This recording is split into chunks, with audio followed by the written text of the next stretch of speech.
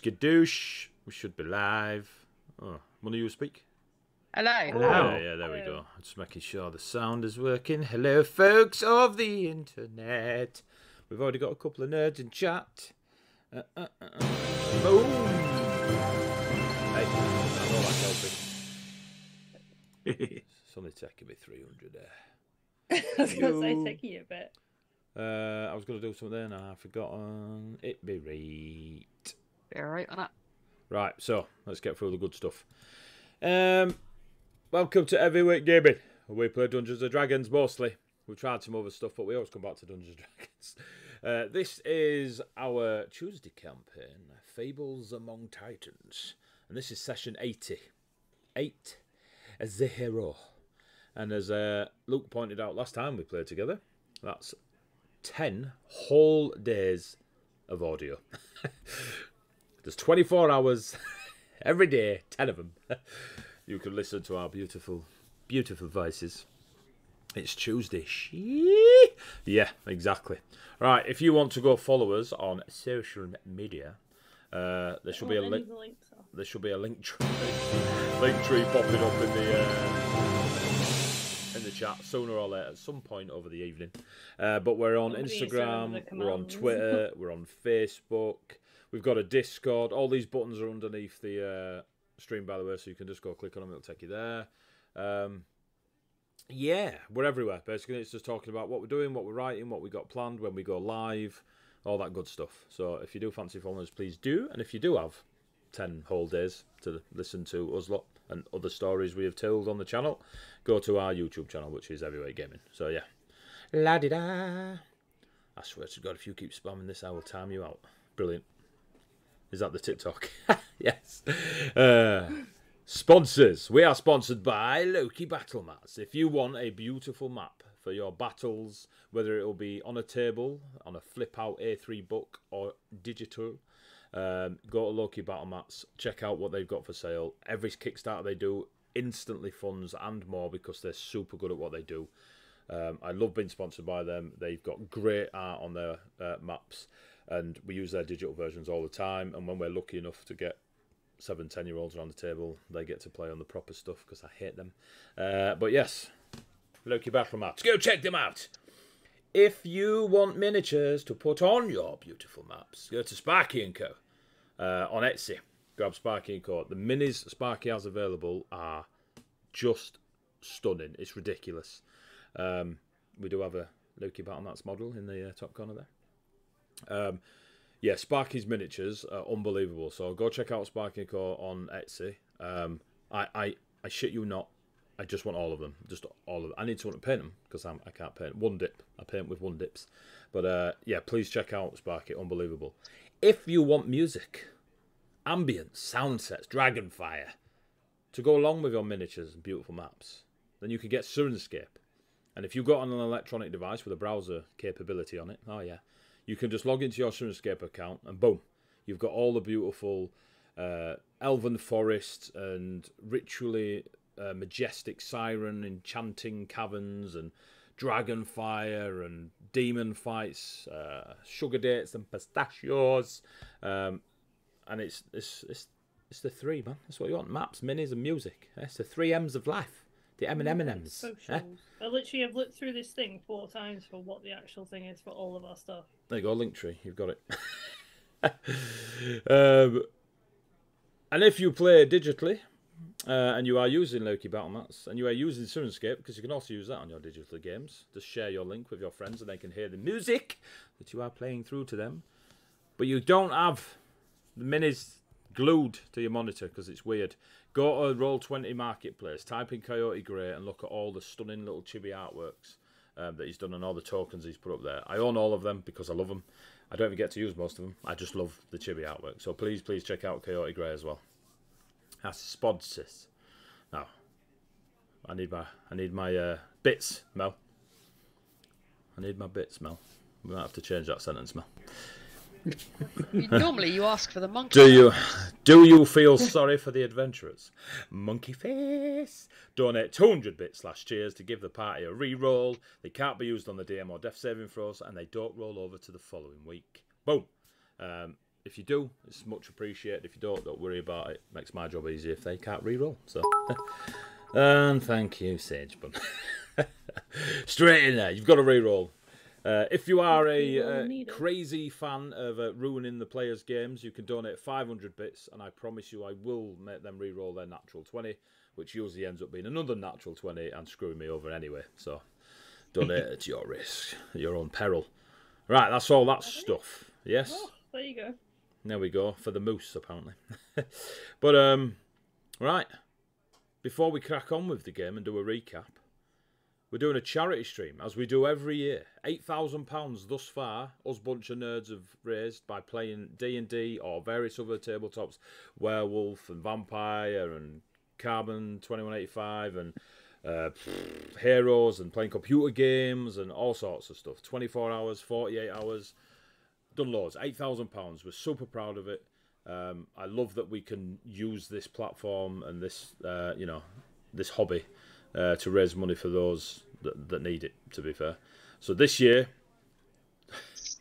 we're doing a full week of streaming.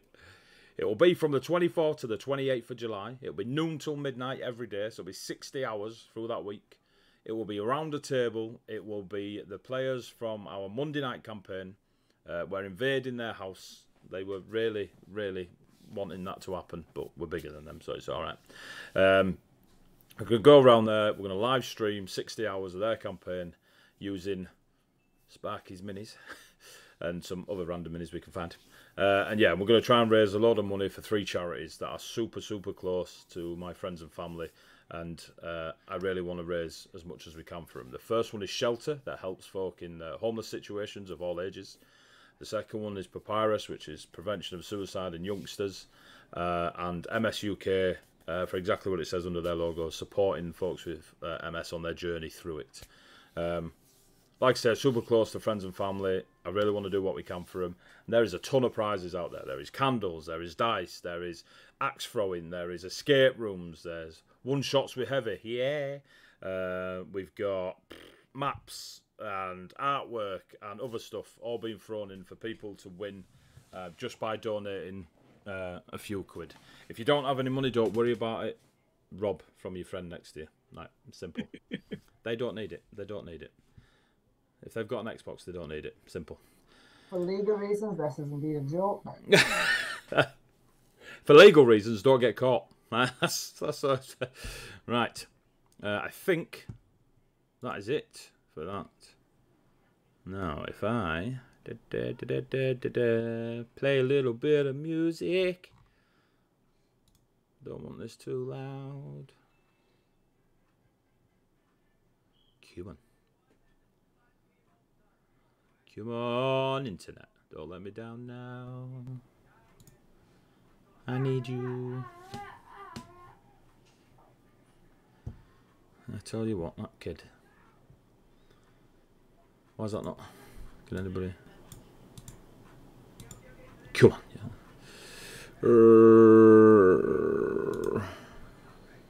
We'll get there. Oh shit. Yep. Jesus. That's the axe throwing that you can win. Yeah. Took my head off.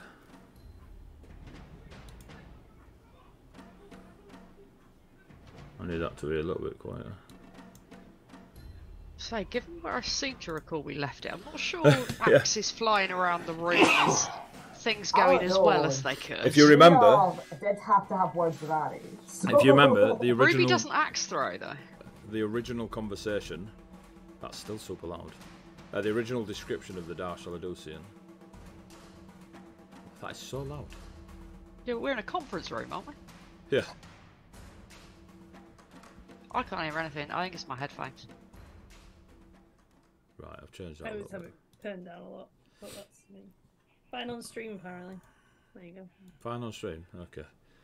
Might put that back on, but we'll go from there. There we go. We'll have some grandfather clock noise. Right. Recap. I watched the last 2 episodes today, so. You can recap none of us are Right. Yeah. The party are currently at the Darsh Aladusian.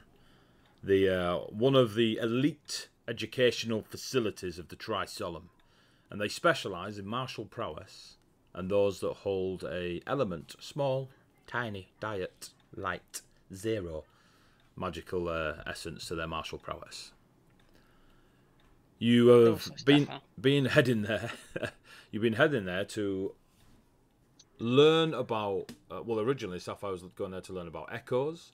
You, during your travels, took some scratchings of the blood pillars and the glyphs that were upon them, and brought them to light at the Dar Shaladusian.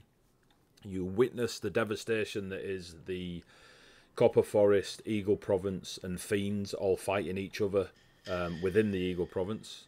The Great Ivory Wall is an absolute wreck of its former self. The Copper Forest, the Jezerit of Autumn, and her fellow magical creatures have created a almost barricade / border that goes around the Eagle Province, hemming in the battle. Using the skyship, the Enchanted Assassin, you arrived at the Dar Shaladusian. I will poke you in the eye, child. Really hard. During your... you've only been there a few hours, to be fair. Holy poop. You have discovered that the scratchings that Sapphire created actually were basically a tracing of a spell, or at least part of a spell, that would dampen the magic of the blood pillar, which you've been led to believe if the pillar's magic dampens, so does the wizard's who created the pillars, and vice versa. Ruby has learnt how to cast the magics upon these now scrolls that would, when cast, dampen the magic of the pillars and give opportunity to do whatever you so wish to take advantage of. Sapphire meditated and reached out to Sensei Rin after finding out that he wasn't indeed dead. You believe to have confirmed this by reaching out in your meditative state to Sensei Rin's home, which there was a fiendish-looking humanoid, aesthetically that of the Vey dynasty, kimono, horns, and beautiful hair, all in, and said to you, curiosity killed the cat. You then were close to sinking all 8 of your key points into the meditative attempt. Yeah. At which point, Kesvion stepped in and was like, just in case you die, don't do that. So you decided to do it a bit later on. Selena has updated Kess on her location. She's using the Tidal Arcanum, the water portals in the Great Oceans, and is currently, or is about to be, in the northern waters of Ravenholm, scouting for her brother and his friends. Kess let her know, stay away from Arterian, he don't like us Nerekai lot. Ari refused to interact with whatever it is that possesses him now. Where do we get? You met Xerxes, one of the 4 head mentors at Dar Shaladusian. You had a conversation that basically they opened up and said, ask us what you need help with and we will give you help. You also met Dean, a halfling from the Towan Highlands of Clan Elaine, known for their artistry. He and Xerxes seem to have a wonderful relationship.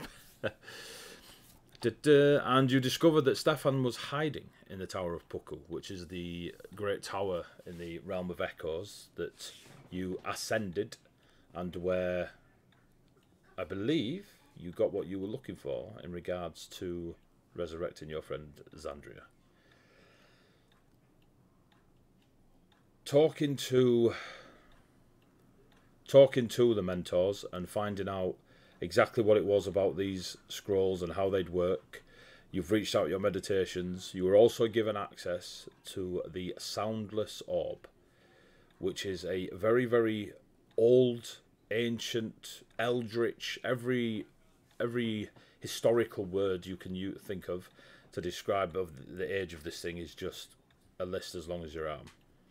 But it allows you, once attuned, to open a conversation with absolutely anybody / anything. If it is able to communicate, you are able to reach out to it. Yes, you may. wife of mine. But only if you love me enough to make me one as well, please. Yes? No? She's nodding. That's a good sign, guys. I'm not going to get stabbed in my sleep. So, the example of being able to reach out to the gods was given to Sapphire.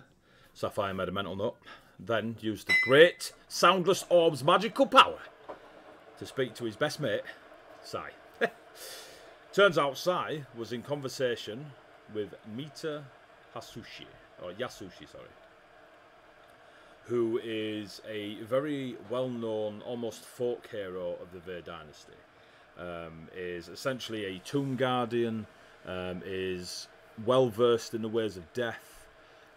It is one of those things where if one of the Hamatoro, I might have pronounced that wrong, of my own writings, but if they attend your funeral, you are truly, truly honoured, respected, blessed, and you can be anything from a farmer to an empress. Like, it is, they're not at everyone's funeral, obviously, but if they are there, you will be remembered for eternity. Sharing a little bit of information with Sai, Surin, and Mita. Mita decided that he was coming to the Darsh Aladusian to talk to the party because there is more information to share and questions to be asked. Whilst all this was being arranged, Ari, the Legend of Chaos, was like, yes, let's go to the Realm of Echoes. And off Ari went. Went so well last time. And off they went. Dean the Halfling is well versed in the powers and magics of Echoes and Echo Realm, and took them both there. At the Tower of Puku, it was discovered that only the blood of the Rycrofts can pass through the magical barrier that Stefan, Ari's brother, had put in place. What Ari discovered was Stefan, or the Stefan they spoke to, it had been over a century how long Stefan had been in this tower, and had passed many times and was surrounded by himself of all ages. Had turned the Tower of Puku into a almost dragon horde wizard vault of curiosity and knowledge and power in the time he'd spent there. He informed Ari that he wouldn't be returning, for this is where he felt at peace and anchored among the many forms of himself. And also gave a gift to Ari, a orb of light that felt weightless, and a statuette, and explained that the orb of light held an imprisonment spell, and that the statuette, once you willed a target using this orb of light and the statuette would take form of the person or thing or whatever you were trying to imprison. Now, the magic of resistance of the imprisonment spell is that of Stefan, who we all know to be a very powerful wizard. It doesn't have to be attuned, was the warning Stefan gave you. So if you dropped it and your enemy picked it up, they could use it too. Where we left it, Ruby knew how to use the scrolls. Xandria was still pottering around. Ari had just returned from the Realm of Echoes. Sapphire had just welcomed Mita Yasushi and Sai Sarin to the Darsh Aladusian. Kess was ready to kill everyone in a 5-mile radius. Especially anyone called Ari. And you were all sat in Hikro's personal study, which was through a magical portal, or a portal at least blocked by magical darkness. He has assured you that all is quiet. It is a very study-esque looking room. And you all sat. Sapphire, you sat opposite Mita. And before they engaged in conversation, we ended the session. So, this is where we'll come in. For those that it's been 6 months since we played, or it feels like it, the reason you hear the odd sound of battle or strange noises is the ruined fortress that they are currently residing in seems to echo with the sounds of time kind of held around it, and you kind of hearing the sounds and the ambience of battle and such that must have happened on the ramparts of this fortress. Who knows how long ago? So that's why you get that feeling every now and then, or hear things while you're travelling around the ruin. So, you're all sat there, except Xandria. She's not coming. She's back flipping somewhere. As you do. And I do know how long ago, Sparky. I do. 3 weeks. Mita still in full armour, the blooming flower like sash across the thing, full silver circlet on the head. You are also aware of the magical spear on his back that kind of just sits there almost like a magnet rather than in a sheath, that you know Sapphire extends and is their primary weapon. Mm-hmm. Mita looks straight at you, Sapphire, and goes, "The true." Explain. Thank you. Is Eddie? Isn't he not me on Mondays? No, Eddie's Mondays. Tuesdays. Oh, We've got this stuff. We've got this. There was a moment we entered the realm of echoes and were traveling there. I think it was in the tower, wasn't it? Where we found the mirror, or was that? Yeah, in the tower there. I discovered a number of things, including a potion that I sent to Sai to try and cure the illness going on in Vey, but I also discovered a mirror, and upon trying to move the mirror, the moment I touched it, I was pulled into a pocket dimension. At this point, it was face to face with, I think, the youngest of the true. Well, the youngest, the one that's talked down to the most of the true, and they refused to let me leave without having a drink with them, which I foolishly did.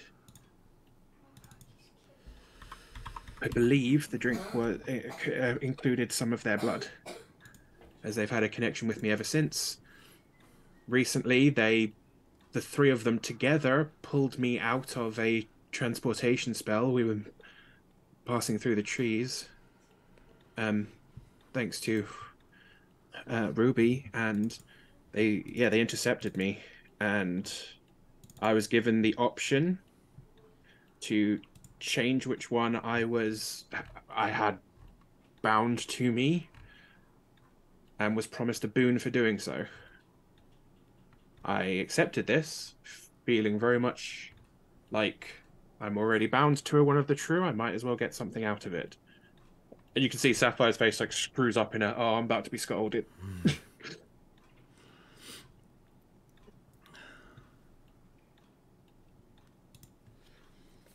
Well, we've all given in to curiosity,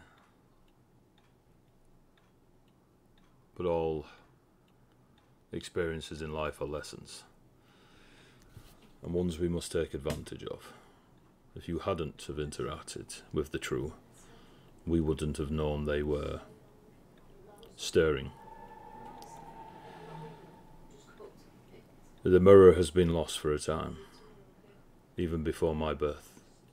And Mita's not, old. He's not like an old, but as an elf, he's got a couple 100 years on him. Oh, yeah. Not old compared to some we've met, but still. Yeah. But hidden away in the realm of echoes made it very difficult to locate. Now we know the true are here. That is where I come in. It is me and my order's existence to make sure that death is treated with the respect it deserves, and that the cycle is followed. When one passes, their life is celebrated, and we ensure that they but receive the afterlife they have earned. The true are outside of this. Now, I already told you when you spoke through your orb, they seek 3 things: a nation of souls, the curse of the darklings,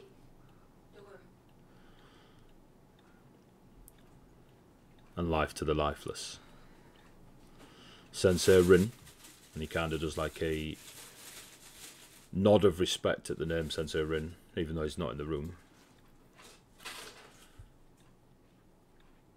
is one of the only people we are aware of on the face of Colossus that has the ability to bring one back from death or present life without any celestial intervention or potion or wand or scroll or item. They are all linked in some way, normally to a celestial entity or a pool of power that the divine pull from. Sensei Rin is the only one we are aware of that has mastered the art of using his own ki, his own spirit, to grant life. Which is why the True still hold him alive. You want to sort your footsteps coming past? Oh, the fudge is that? If they are able to master the art that Sensei Rin holds dear and close and alone, we are in trouble, let's say. If they break Sensei Rin, and he does it for them anyway, we are in just as much trouble. So know this, student of Sensei Rin. If I stand before Sensei Rin, and he hasn't yet given in to them, I will end his life and send him on to a place where he can be at peace, and his skills will not be a danger to the entirety of Colossus. You see Saisarin kind of head down. All of the fur on Sapphire has just kind of gone up on end. Yeah. He's like, hasn't changed expression or body movement, but all of the fur just kind of stands up, bristling. The Nation of Souls, you can probably witness by looking out a window from here. Your lands looks across at Ari. As you are aware, locked in combat with the Fiends. We have a force coming from the Ver Dynasty to assist the province of the Eagles, as requested by thy commander Elva. They will be travelling magically, so hopefully they will be here far quicker than a force coming over land, or by sea, or by air. But they are very close. And now the Nation of Souls, every life taken powers their magics. We do not know what it is that they are using to harness the lost souls, the dead, but they are collecting them as they go. There are those in the world that are born into shepherding souls, harvesting them, collecting them, taking them. I am aware of your sister's involvement, Sapphire. I thought I'd just lay it all out on the table, Sensei. I am not your sensei. You are of equal or above rank. I just meant respect. Meter is fine. Okay. Your sister is lost. She does not do this of her own free will. It is still a choice she has made, but there is a strength behind the choice she has made. Now you are aware that Soul Taker spent time in the Ver Dynasty, yes? Yes, she mentioned it to me. Were you aware that you were an uncle?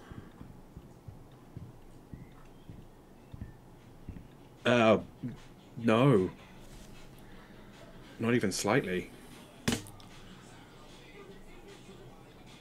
Your niece bore the same curse, those of the south of the dynasty contract, and unfortunately didn't make it through the curse. And a promise was given to your sister, a soul for souls.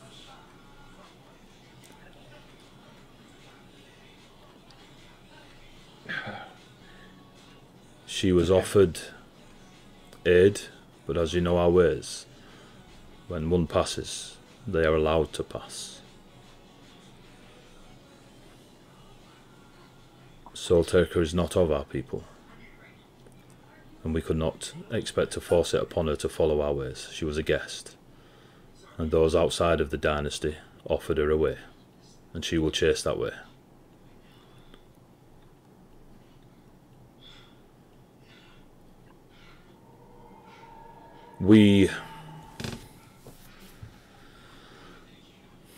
There are 3 of the true, which means the Order of the Pale, those paladinic fiends that follow the true, have a way to bring all 3 here, which makes it doubly or triply even more dangerous to allow any of this to come to fruition. This item, or items they use in this war with the province of the Eagles, must be found broken 3 times over. For if one crack in its armour is not enough, then the other 2 will benefit from the souls within. Sensei Rin must have enough key energy within him to expend to bring them here. And the curse of the Darklings means that the summer looks at Kess. Xandria's not here. Means that the Summer Fae, or at least their leader, is involved either with them or against them. But the One of Summer is definitely part of the plan.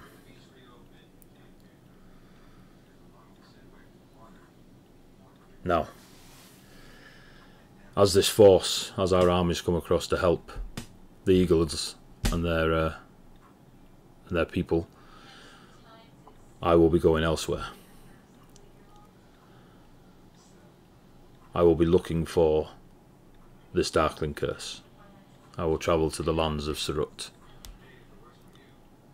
I will seek audience with this summer monarch.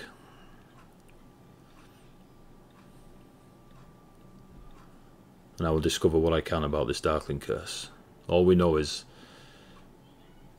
they are creatures of the light, or were, and the curse put upon them by their archfey cursed them with darkness, and the sun hurt them. The true wish the same. It is a curse they can use. Being creatures themselves of darkness, they hope to use the curse to flip, so they can step into the light of life. But it means I need people to find what is harnessing the souls. We need people to stop Sensei Rin from passing on his skills or using them for them. And there is just not enough people. Sai here, and Saisarin kind of nods and looks down at the desk, speaks highly of you and your friends.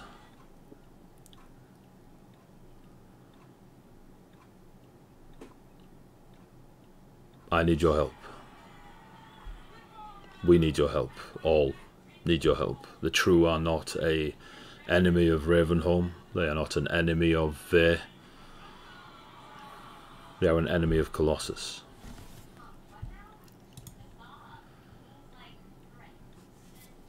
The true are a family of sorts. Siblings is the easiest common word we can use to describe them. Some of the translations we've had from a time when the Titan strand walked Colossus, creating magic itself, including that of necromancy. They are known as sister, little sister, and big brother. Other words refer to them as the witness, as the harvester, as absolution. They are more than death. They are the end. The witness is pure curiosity of death. They sit there at the end of your bed, watching on, waiting for it to happen, feeding on the last breaths. You have the big brother, absolution. They are the sorrow of death. Powerful, oppressive.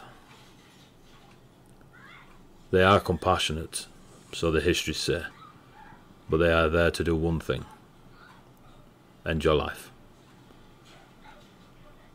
There is no negotiation with the absolution. And then there is the one they call sister, the harvester, the absolute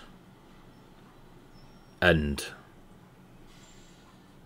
Normally when one harvests and casually looks towards Ruby and then back to you, Sapphire, it is to allow new life to grow.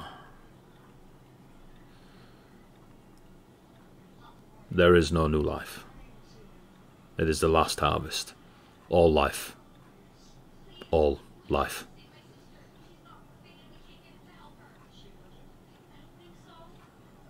We theorize that if they can be stopped before they are brought into the true material realm of Colossus, then all is well, and we don't have to worry. Break the soul harvesting item, magic, wizard, whoever it is, demon. Get Sensei Rin back. Hopefully the summer monarch will release the darklings of their curse.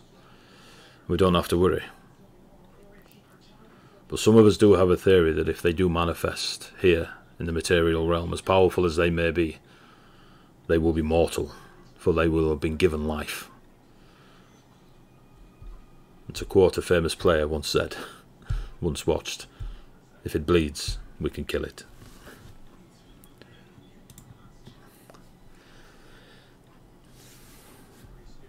So I need help.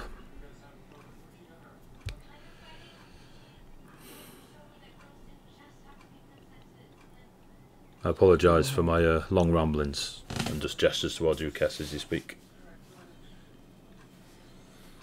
We'll assist in any way we can. Drea, Xander, she might be good to speak to before you head to Melita.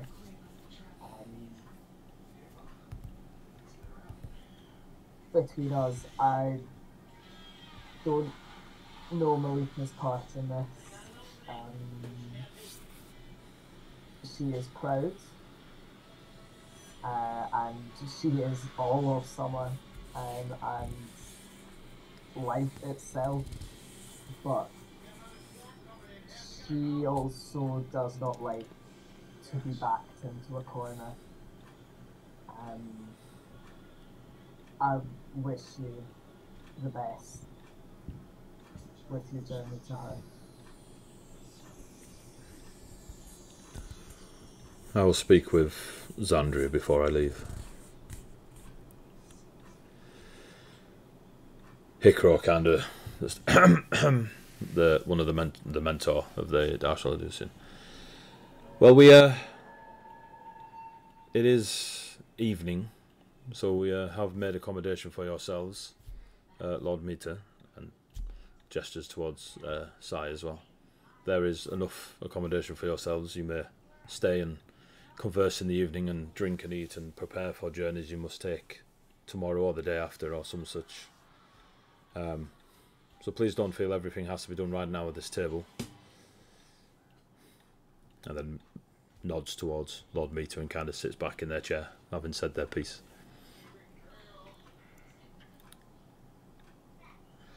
I apologise that it's not glorious, shiny and light news. But there'll be a time for that. Right now there is action needed. And with many folks on paths of heroics and stories being told, sometimes you're just dragged along. But there are those moments that you can determine the next pages. This will be one of those moments.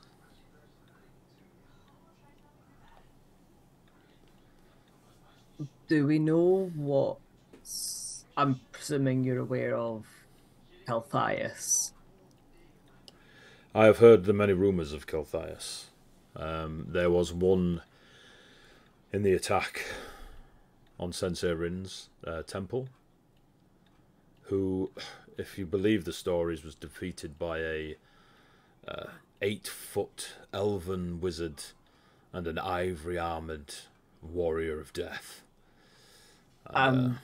We can confirm that that was most likely true. Yeah, they're interesting. On their way, in fact.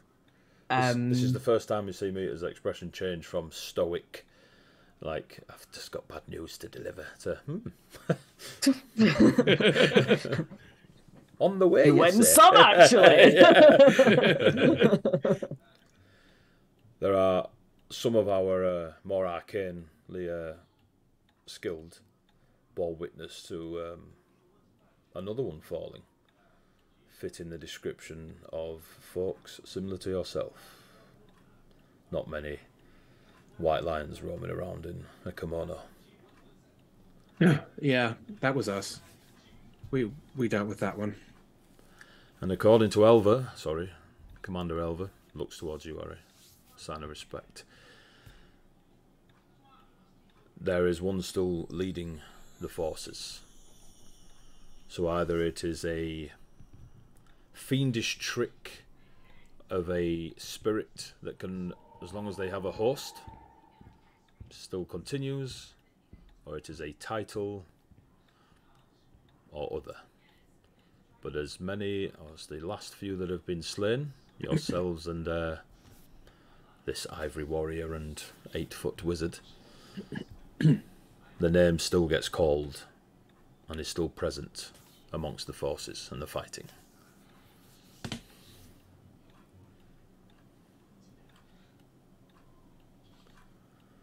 So, as my good friend here, Hicro just kind of is shocked at the use of the word friend. We do have time, not a lot of it, but time enough to rest and think on it. If we rush, mistakes are made. I would give you the evening, if not that it is my place to do so. I would ask you take the evening. I will be available for questions. I will have thinking of my own to do.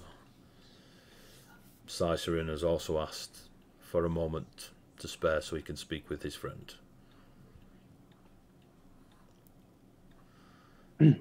That is appreciated, and I'm glad to hear that. And yeah, I think we need to discuss what our destination will be after this. Many paths and many pages.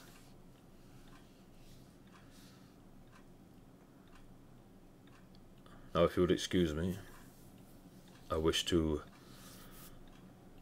kind of lets out a tiny little smirk. I wish to meditate, and looks across at Sapphire. Stands up, bows to every one of you individually with his hand on his heart.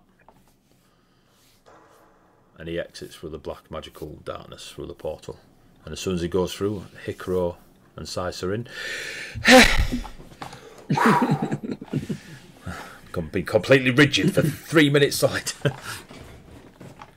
Well, I will arrange beverages. Please use my office as you so wish. Yes, I'm also available if you need questions of a more historical or academic. You'll figure it out. Take your time. And he just waves his hands, and a few candles just like boom, boom, boom around the room. And the main light that was in there dims, and it's now got that evening glow to it. Unnecessary. He just felt like he changed the ambience. And bowing himself, he also leaves. And there is you four and Cicerin, who is staring at all four of you like words on the tip of his tongue. Just don't want to say out at all just yet. Little bit out of his depth. Well, now that we can relax a little bit. Sigh, these are the people I've been traveling with. I know you met them very briefly, but You killed a great fiend. Like they told us about it, and I knew it was you. I mean, when they described you, I knew it was you, and they said that you'd killed Kelphias. Is that true? Yeah. Is that true? Was it? It was you? Kind of thumbs towards. Was it Ruby that got the final? The cantrip. I thought it was. Yeah, the cantrip finished. Yeah. As he looks at Ruby, he goes a little bit beetroot, and he looks back at you, and he's kind of like, he's trying, like, he's very aware that Ruby is just here. Like, I keep maintaining eye contact with Sapphire. Yeah, we fought. It was difficult, but we fought, and Ruby finished him off. Such that it was for this time round. That too. There's a lot. I don't understand why there's so many of them. They're all talking about it. I think it's a title. Like, can't be that many of them. Like, I know some families are big, but not just all rocking around the same name, are they? I honestly think. I mean, I might be wrong, but I would usually agree with you, but they looked so similar. Smaller. Yeah. Yeah, Well, this was smaller. some of the fiends do come from a major bloodline, so maybe there's similar features.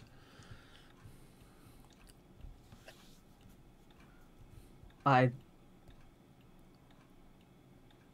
don't know where we go from this, guys. There's a lot in it. Yeah. Wish him the most luck with trying to deal with Malika, but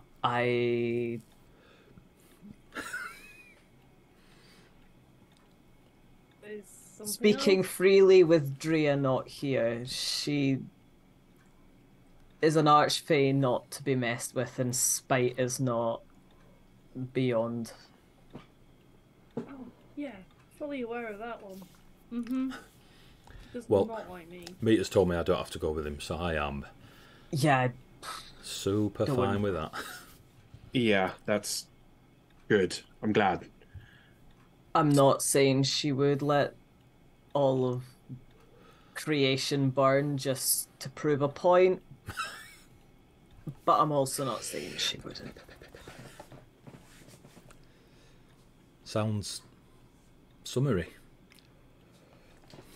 Pride is a hard thing to let go. I prefer Autumn. Autumn seems to go better from everyone concerned. What's your favourite, Ruby?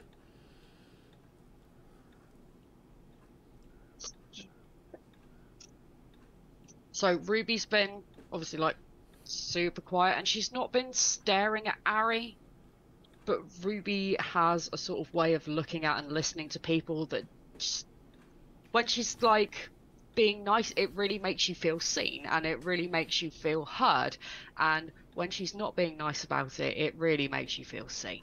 And Ari feels very seen, so it's kind of like she has suddenly remembered there are other people in the room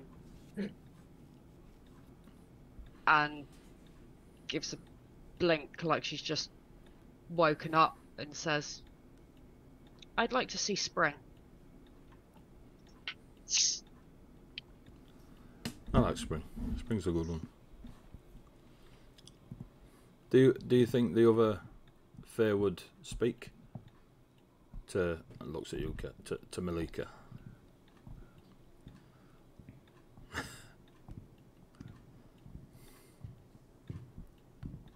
Everybody is very much in their own little bubbles.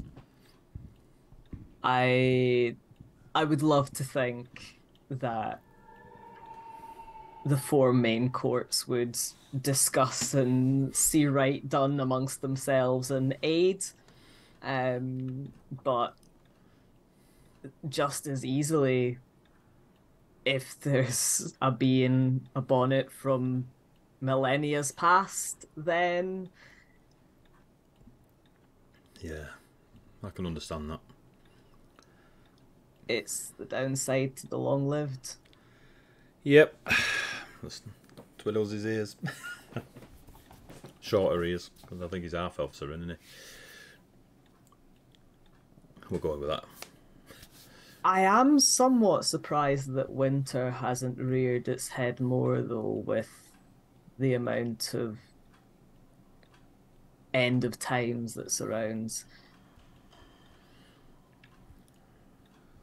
The grasping frost is usually their domain, of course, but we've not seen hide nor hair of them since just after the wall fell. It's cloudy.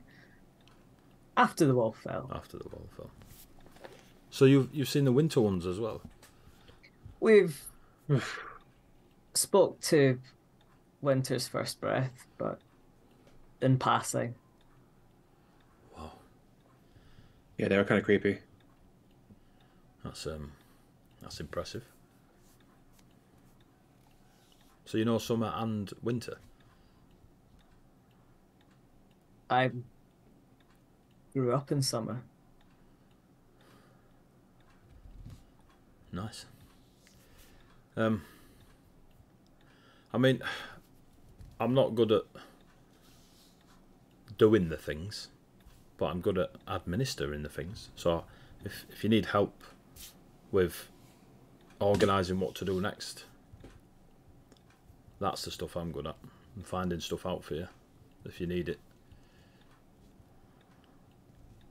I think possibly we'll kind of have a look around the room and just doesn't need to roll to vibe check this.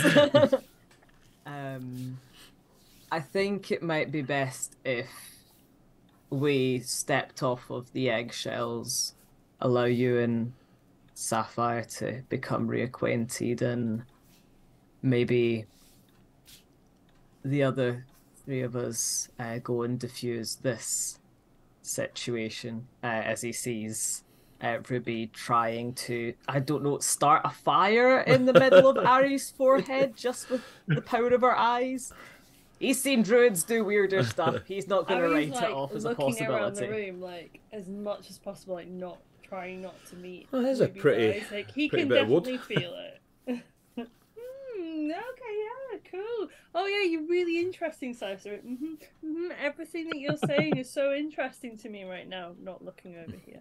Well, no, I think that's a very good idea, and possibly your conversation needs to be a bit more private than ours. So, Si, you want to go for a walk? Explore this place a bit? I mean, it's so much different to the Kith-Law. Like, the Kith-Law's got, like, people. Walls? Walls. It's beautiful. It's massive. Like, this is... It's a little bit of a shed, isn't it? Just kind of looking around. But obviously it's one of the Tri-Solemns, so respect where respect is due. Yeah, let's go for a walk. Means we can look around and you can nerd out as much as you need to, and Sapphire will kind of indicate and start standing. Go. I'll try and make sure these two still leave the room walking. Gives a bow to you three. And just gestures to the black magical portal of darkness. For Sapphire. Sapphire walks towards it, and just before he goes through, he turns back around. There's a big bow. It's almost like being around people has kind of brought that back to the fore, and just mouths at Kess, keep them alive, and walks and passes through. Just as he leaves, he hears, it's a voice as sweet as bluebells and violets and daffodils is when we had lunch, you were clean shaven. Tess just gets comfortable in his seat. There's just a smirk on Sapphire's face as he passes through the portal. On that, Sai gives one last bow to you all. Little bit longer for Ruby, and then he walks through the black portal. So, Ruby, would you like to go first? The end, like the bit that Sapphire doesn't hear as he passes through, is that when we ate lunch, you were clean shaven. It's not 4 hours later. You look like you haven't seen a razor in days, Ari.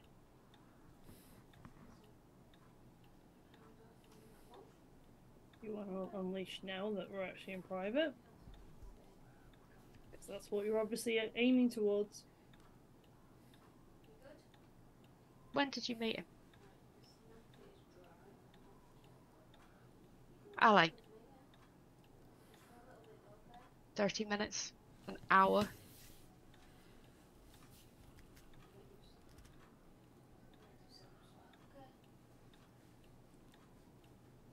Got useful information out of it. And if he'd been someone you couldn't trust?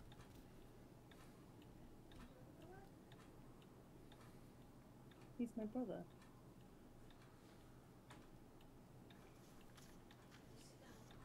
Not Stefan. The halfling.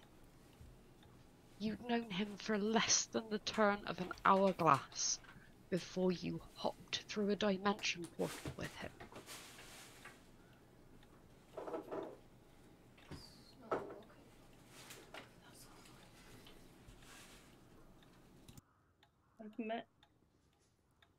I've met Xerxes before. Xerxes was Stefan's mentor. In the last 8 months, my flock has gone from 35 sheep to a mile square of magical forest. The trapped souls of all of the Fae who died in a massacre, and 4 idiots with absolutely no sense of self-preservation.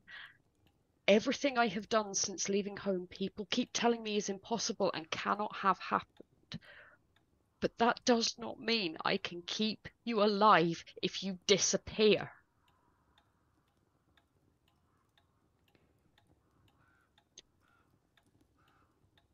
I didn't think that far into it. Just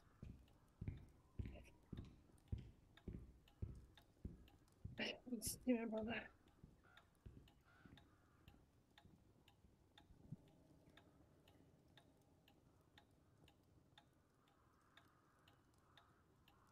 I'm sorry, Ruby. I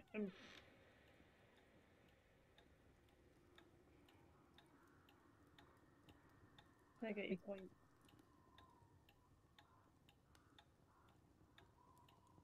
You're so clever. You are so clever. Just think before you act.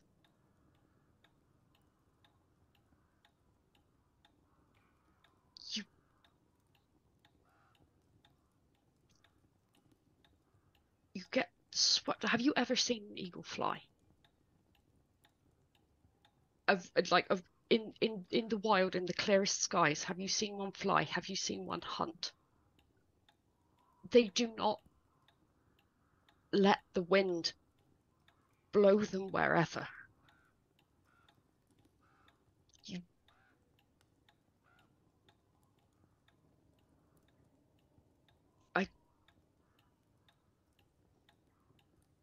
Before you act. Please.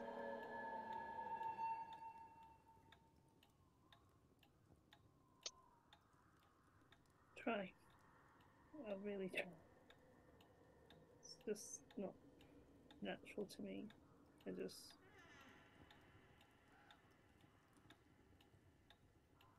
I've been so used to looking after just myself for so long that I just react. And I'm sorry.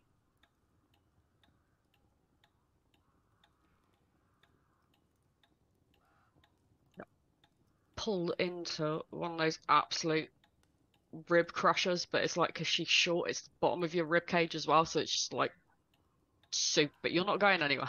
It's a hardcore grapple check to get out of one of those. Harry does not have the strength to get out of that. Tell you that for free.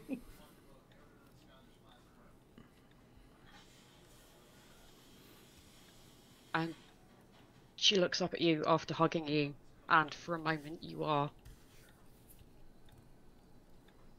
seeing a child. It's you all intellectually know that she's younger than the rest of you, but she is like a good 10 years younger than you, and she's got that angle of the head, like the massive eyes, and she's not crying.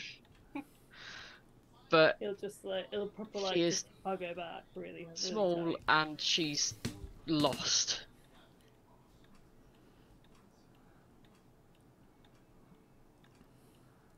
I'm so sorry, Ruby, and I'm sorry, Cass. It's You're not me. right. You need to apologise to Ari. I know, Drea died when she was there. And you went back with no backup, no assistance, no word to us that you were leaving. You could have gone there and never come back, and we would never have known where you went, and she would have continued to hunt for you for the rest of her time. You showed her such immense disrespect. And she is Malika's type. You do not need to apologize to me. I don't know if apologizing to her will get you anywhere. She can't even be in the room with you right now.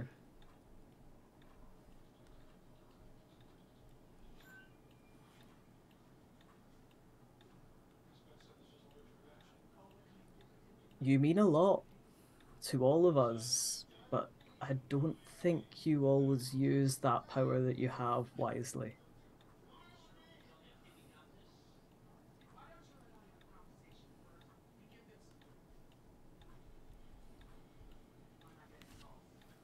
you got something useful. If that's any help. But I need to talk to Drea, I know that.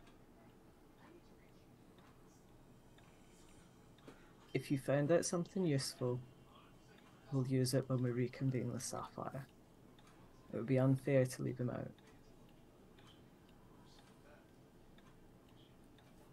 But you're not as you once were. You cannot continue to act. I thought I got past it, to be perfectly honest, but it's just... When you've been doing it for 10 years, you kind of struggle to get out of it, I guess. This plague that you have taken on, this curse, will sap what you have, what you had before. You don't have your magic sword that you had before that will grant you whatever ill-fated boon that you got in turn for declaring souls to it. I don't know what it is that Selena gave you. I highly doubt it was a free pass through hell and back. I didn't want that.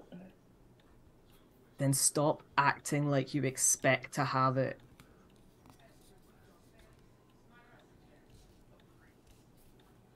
We have lost too many friends already. We will never see Dalthan again. I know in my heart I've written him off. I know you have as well. Ruby never got to even meet him. He never made it off the ship. What happened to Griff? We don't know. You could just as easily have been that.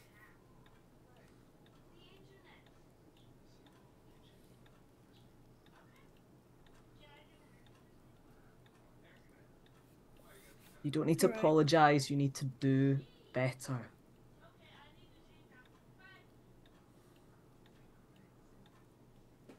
I understand the need to see your brother. But it could have waited 30 seconds to tell us. Even if it was something you felt you had to do alone, you could have told us you were going. The same as you would have expected from us.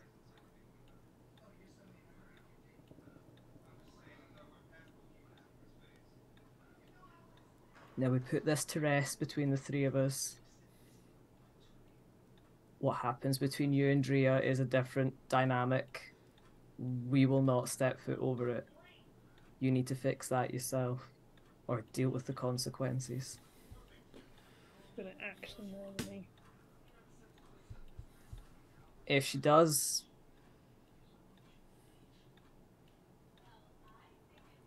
that's what happens. You decided that you wanted to go in with Malika's chosen. She could bring you so much happiness, or she will tear you apart, and you need to be strong enough to take that. You sorted it out. We were in the desert. That is summer at its worst. That's what will happen to you. It won't be quick, Ari. Oh, I'm fully aware of Malika's power. Or at least what modicum of it she showed to me. They are not happy. And Xandria is defying that, which is Xandria. But you're right. I should have shown more respect to you all by actually telling you where the fuck I was going.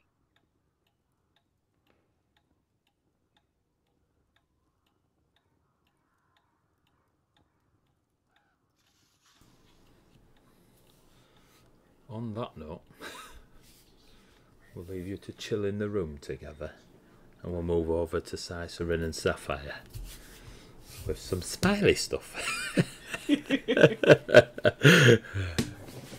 So you leave the room, Sapphire, with Cicerin, and head out into the more obviously ruined areas. Wow, just must have been so big when it was fully built.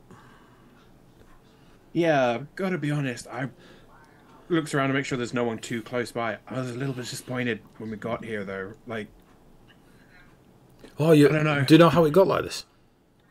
No? So it was hit by a star. So you know, yeah. So there's all these houses in Ravenholm, yeah, and you know the House of the Forged. They make the cool. They call them Soul Forged. Yeah. Well, oh yeah. They have a star gauntlet. Like, how do you not know this? Like, you're the worst historian ever. So they have a star gauntlet, and that's how, and they can put souls in these Soul Forge, and that's like people go there to get, like, some of our clan masters and leaders and such. They get their swords from the House of the Forge, and they're like star magically imbued. But yeah, the star hit the fortress thousands of years ago, maybe hundreds, maybe months, who knows? But it was a long time ago. But yeah, when they managed to, like, find the star, they used it to create this star gauntlet, and there's only a couple of smiths that have ever been able to wield it. Okay, that's pretty cool. That's a cool story. I like that. I guess it makes up for it a bit. I mean, this used to be. Yeah. Sorry, go on. Oh, I was just gonna say, I met a Soul Forge. They had a dragon inside them. What? Yeah, I was waiting to tell you that. Is... The Soul Forge that Mita was talking about.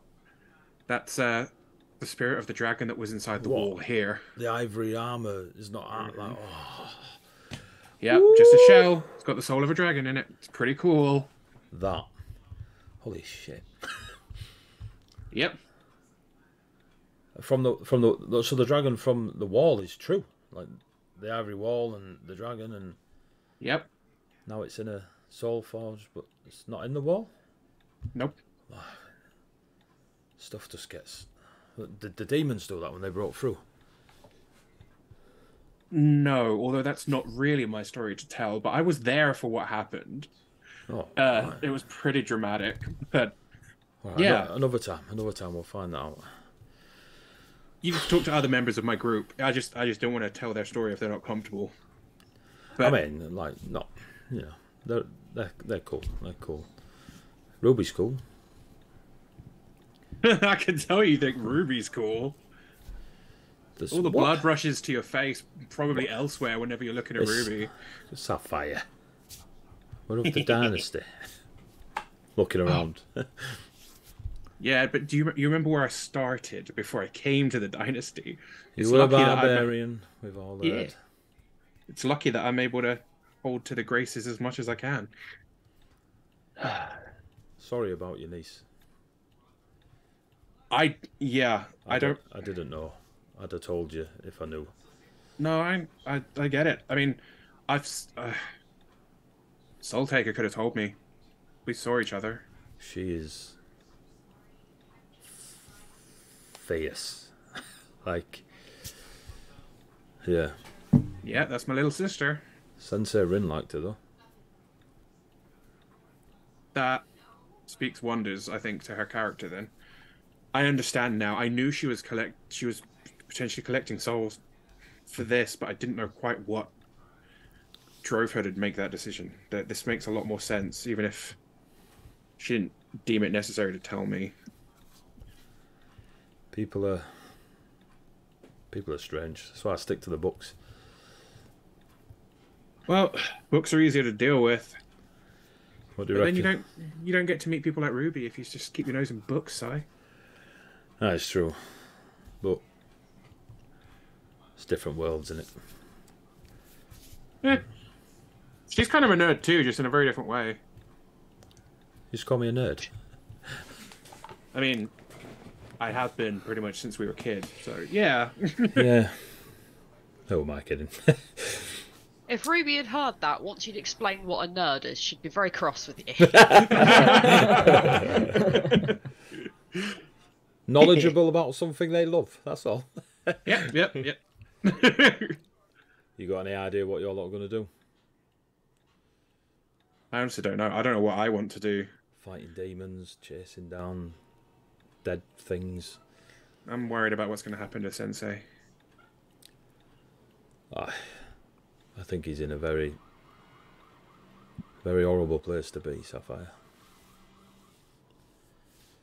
Like, I'd like to think, no matter what happened, he wouldn't let him. So I think he would rather die than let his powers be used for that. But I don't know what. I didn't want to say anything when Mita was speaking, but sorry, Lord Mita just looked around. Like you've summoned him, Beetlejuice. That's why Ruby's always like, you know, the Celtic fear of names. If you say something, don't say someone's name unless you want them to answer.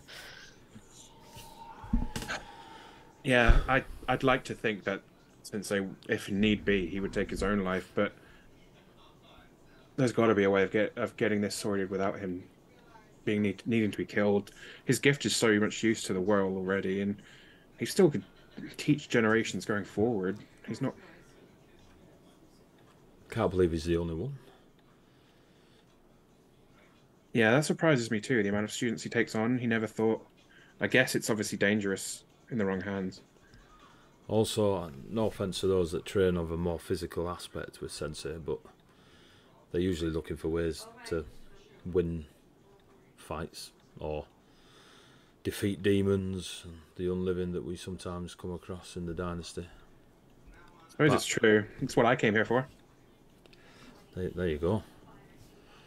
I mean, you'd be really good at fighting these fiends and, like, you know, down there Just kind of gestures in a mild direction of the province. Oh, don't even start. The amount of times I've had to be dragged away from going down there and getting involved is ridiculous. There were points when Iron Rebuke was going crazy, pinging demons left, right, and center, and I couldn't do anything about it. You're really good at killing them. Well, if I was going to have all this anger in me, I'm just going to put it to good use instead of what my dad wanted me to do. So Yeah, your dad's a bit. I mean, I'm glad you didn't, and I'm really. I mean, your meditation is so strong. Like being able to project is. yeah, I need to find out more about that. That wasn't intentional, and things are starting to interfere with it. And the fact that Lord Meester said that I could have been killed during it had no concepts. What is it? Realms and planes and all the metaphysics of the world. I won't bore you with it, but essentially, wherever you can be, other things can be. Well, yeah, I wasn't expecting to be able to be plucked out of a tree walk either, but Yeah, like the druidic tree walk. You want just like walking. oh yeah, on- no, okay, Ruby, okay. no, Not just like in the woods doing a tree walk type thing. no, Ruby opened a gateway between two trees, and as we were going through, Cass got pulled out one Ruby way. opened it. Oh yeah, she's Oh, quite a yeah. powerful druid. That is. It's crazy. Just more and more. And he kind of has a moment where he's and snaps himself out of it. You should talk to her. Stop being so embarrassed. That What's the worst thing that can happen? she could turn me into a tree. You'd have to really fuck up for her to turn you into a tree. Alright. Our entire journey, there's only one person she's desperately wanted to turn into a tree, and he's pretty bad. Okay, maybe not a tree. You'll be fine. Just talk to her. What's the worst that can happen? Like, we're about to potentially go off on a dangerous mission anyway. If you don't get your chance now. Yeah, I don't think that's a very good reason to just dive in and start talking to someone that they might run off and die. It's a bit dramatic, Sapphire. I've already watched I'd one of my rather friends... talk to her when she's not running off into peril. Well, open the communication channels at least. Talk to her a little bit. Let her know that you want to talk to her. We lost one of our friends already. We've come close to losing others. I'm very much getting a life's too short vibe from all of this. I'm indebted to one of the true now. Like But we wouldn't have known. Like, I understand it wasn't your plan all along. But them communicating with you is what alerted us to their presence. By us, I mean, obviously the Great Clan's not me. But it kind of worked out for the best. It has. As long as they can't make me do anything. So I looked into it because, well, I don't want you disappearing anytime soon. And it is like the creatures of the Fae realms, and not all fiends deal in contracts and such, but there are creatures out there that have this contract, such a boring word for it, but and I think that you might be bound to them, but they're bound to you as well. So the vulnerabilities that you might feel by being bound to them, they've also opened a little way into themselves, that you've exposed a soft spot. Like you are, for them to share that connection, they have to drop the shield a little bit.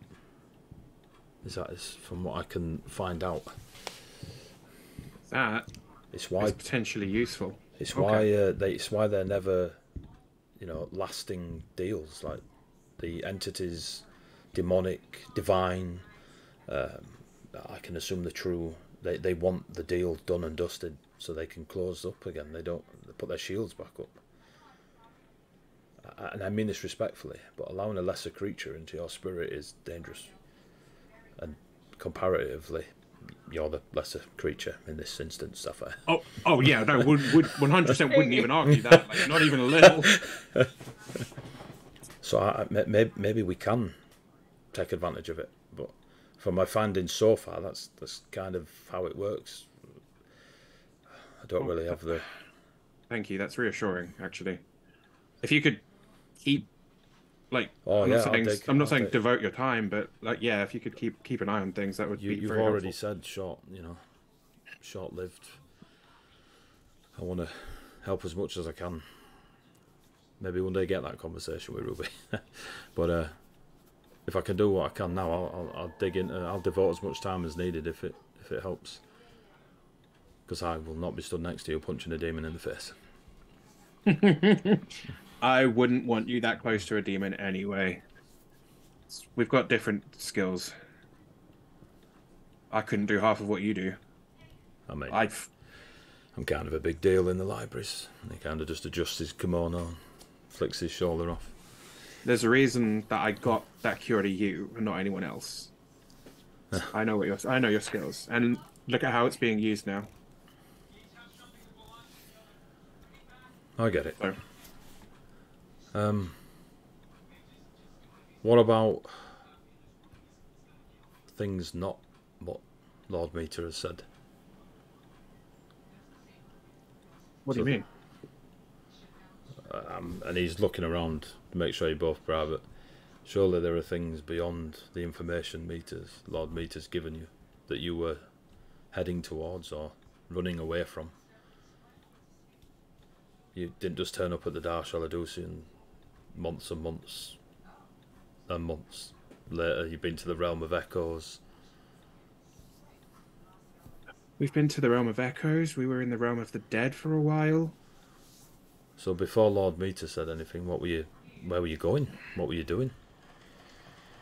We found these blood pillars, and we wanted information about them, and I wanted information about echoes. That's why I came to Ravenholm in general, but there's a lot of things happening.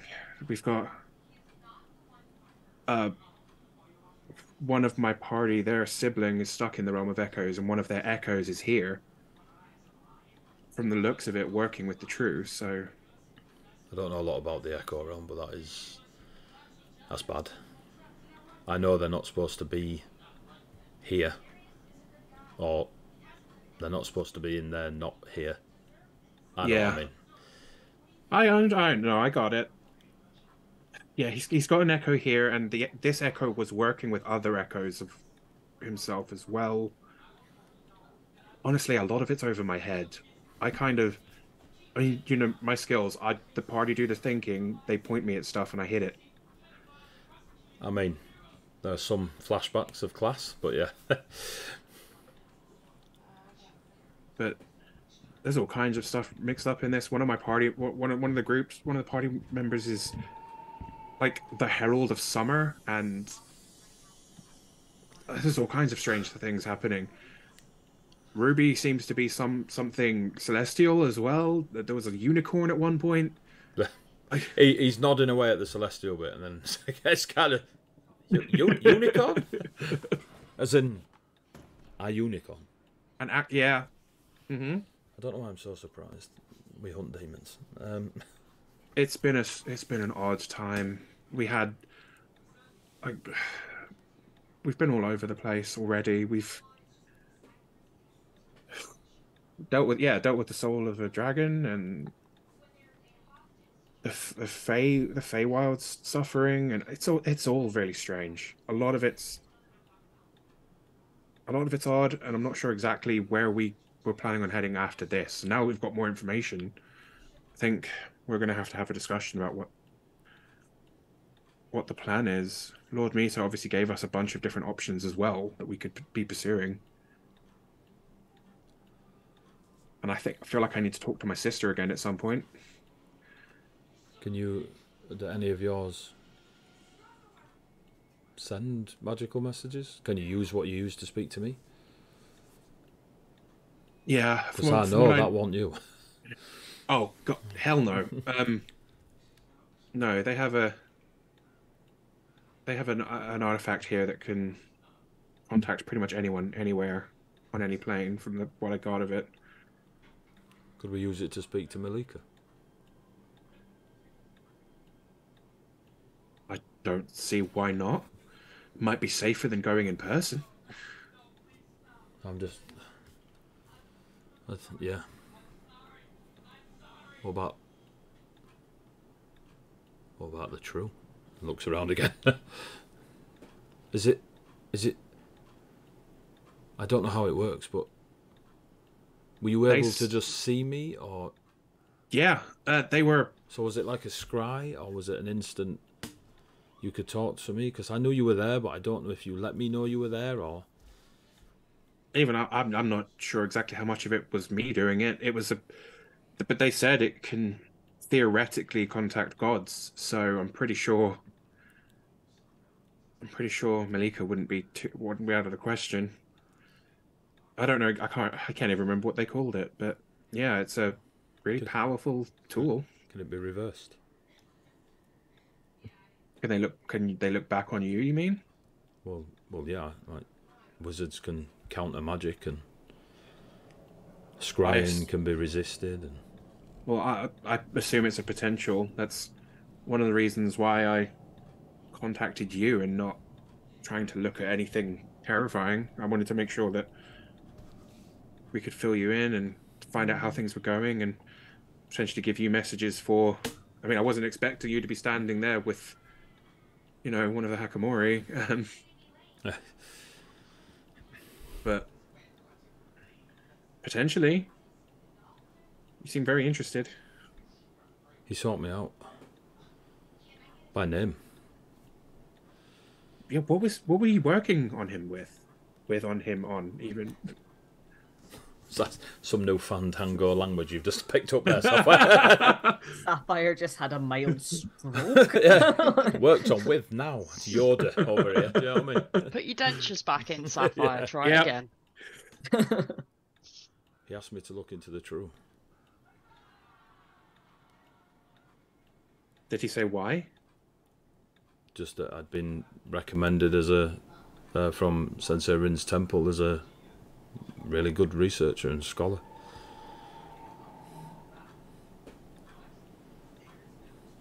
There you go. You're getting well known. I didn't know I was that well known. I mean, I'll take it. It's Mita Yasushi is like one of the greatest legends we've got walking the dynasty.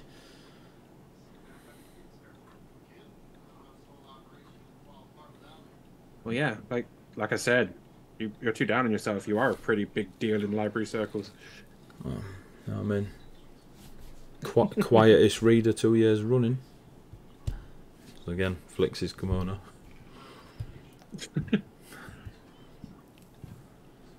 Well, look, it's getting a bit late. Yeah, I was about to say the same kind of thing. So I reckon we get some food, and if we want to talk into the night, great. You get with your pals, and which is a very dynasty word, but get with your pals. Yeah, and hash it out. Like, find out, put it down on parchment. I can take notes if you want, but get a plan, and then yeah, I think your friend Kestrion said it best. Like, no more eggshells, just yeah. Yeah, I'll catch up with them. Let's go grab some food. Cool. And as you two go grab some food, I'm going to call a break. So we'll have a quick 10-minute bio break, make a brewski, and we'll be back in 10 minutes-ish. And we'll carry on and see what happens. Din, din, din. Be right back. That's the wrong button. I'm going to do that all again. Be right back.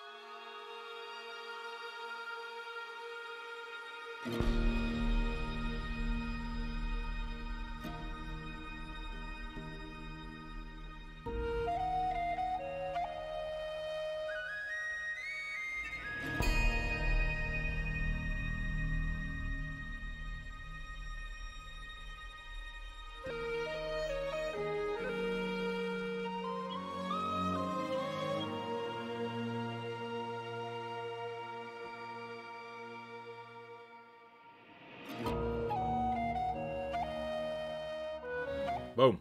Oz. We're back. I think. Yeah, we're back. Hello. Welcome back. Right, just before the break, Kesfion and Ruby reminded Harry of what a turnip is and the similarities. And Sapphire was having a lovely conversation with his bestest pal in the whole wide world, Cicerin. Now we're back. At all. Don't be suspicious. We are in the Darshal Adushian. It is evening time.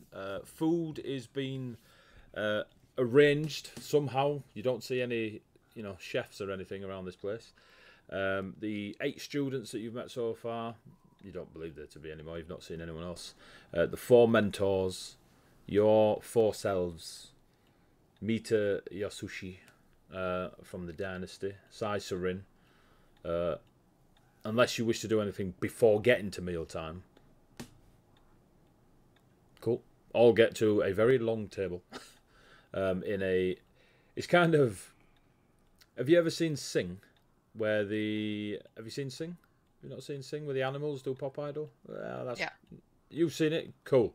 Anyway, they're performing... We don't have 3 kids. That's sauce. What's the way? It's brilliant. Excuse you? Sing is the greatest showman, but actually good. There we go. Live on the internet. It's been a pleasure. But so where they take you into the dining hall, 3/4 of the ceiling's missing, and you just see the stars above. But whatever magic they've got going on in there is giving it a nice temperature and like a warm summer night. But you can see the stars above, and then kind of to your right is like the broken bit of the ceiling where the stonework is and the wooden beams. And then this grand Raven home Gothic-esque table and such. Grand meal presented before you. And everyone's just sat there. And it's very much, Hook, Peter Pan in it. Just everything you want. And people are digging in. There's no... That reference I get. Yeah. I understood that reference. There's no, the teachers eat with the teachers and the kids eat with the kids. All student, they're just kind of sat wherever they got to. They seem to be all having a chinwag, and there are funnies being made, conversations being had. Bang-a-rang, Peter! Thank you, Jelly. People are just eating as equals around this table. Mita and Cicerin are also eating. Mita is speaking, or is sat next to Mentor Xerxes, and they are in conversation. Both are smiling to and fro. So whatever it is not, dark and gloomy. Cicerin is kind of just seems to be listening more to the other students as they start talking to him. And yeah, you are. Xandria is still not there. She's enjoying the evening from without the protection of magic. So if the player was actually here, he'd go off and find her. But Yeah. Would he though, or would he just No, he would after that talk. He would actually. We've literally just discussed how he has no sense of self-preservation. Yeah, no valid. Yeah. Taking his armour off as he approached, he's put his sword down. Xandria! Be a murder me. Yeah. Never let go, Jack. I mean, Get off my door. he is Harry. He does like his strong women and all. Elva turns up. Hey, Harry. Hey, you might be single soon. So what's the plan for the evening? Probably to I think we need to Start- discuss where we're going. start getting a plan together, because God knows how many extra little Calphiases are now running around. Little bastards. Little places rife with them. Yeah. Vermin, I say. Vermin. Every time you think you squished one, another one comes climbing up the side of the carpet. Yeah. So probably reconvene and start getting a plan together. Cool. As the evening progresses and the meal is enjoyed by those that wish to enjoy it, folks start retiring to their rooms. The mentors are, polite, hoping wishing you a good evening and a good night's rest and stuff like this. Lord Meter doesn't interact with you unless you approach him, but he does retire off with Mentor Xerxes for drinks, and Cicerin is kind of just pottering about the place, and he is talking with the Loxodon you saw before. So if you four wish a private moment, you're more than able to do so. If you wish a bullet point list of everything you've got on your plate, I will whip out the parchment.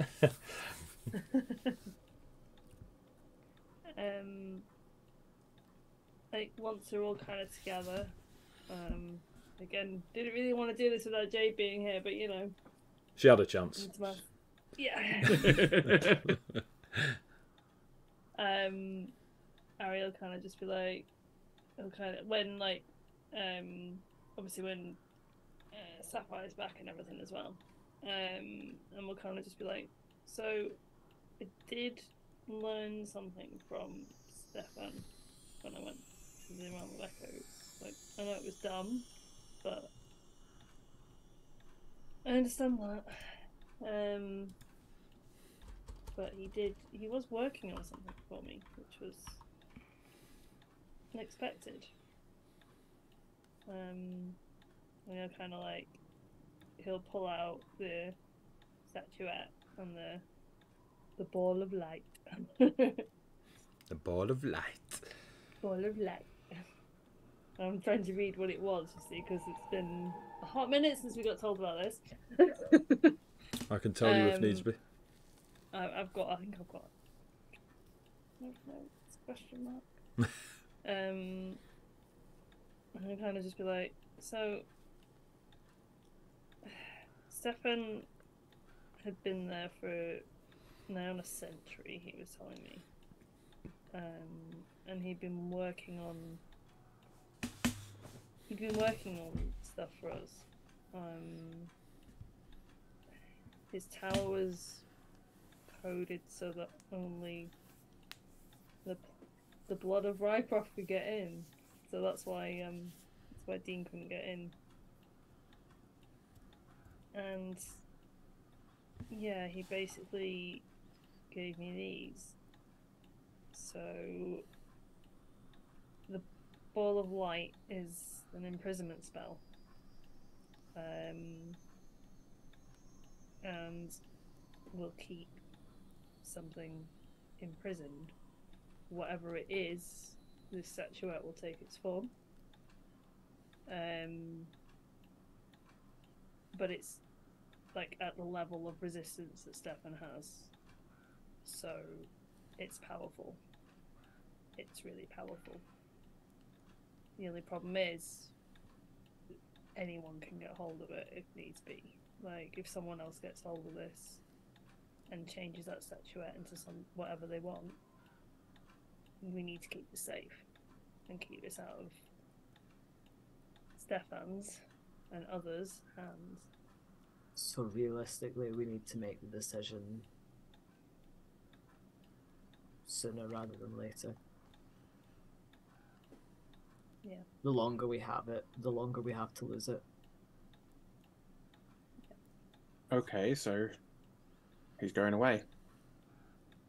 Well, I suppose it depends on how exactly it works. Do we need Just so you know, Harry, there's a 60-foot range on it. It's not just cast it now and someone may or may not go away. Do we need to be right up in the person's business? Is it? We can be like a little bit further away, but we need to be there, like in the same room. And it takes 60 seconds to form the statuette into who we want it to be, and then 6 seconds to use that magic. So we would need to hold whoever it was once we got them where we needed them for over a minute. Yeah. We've done harder stuff. It's, I suppose, working out who'll do the biggest load of damage to the other side if we... You start to hear the echoes of fighting in the hall. Not anywhere near, just memories, clashing of steel and such. Okay, so the kind of stuff we have been hearing little bits and pieces of is... Yeah. Okay, cool. Just seems to be a bit more energetic here.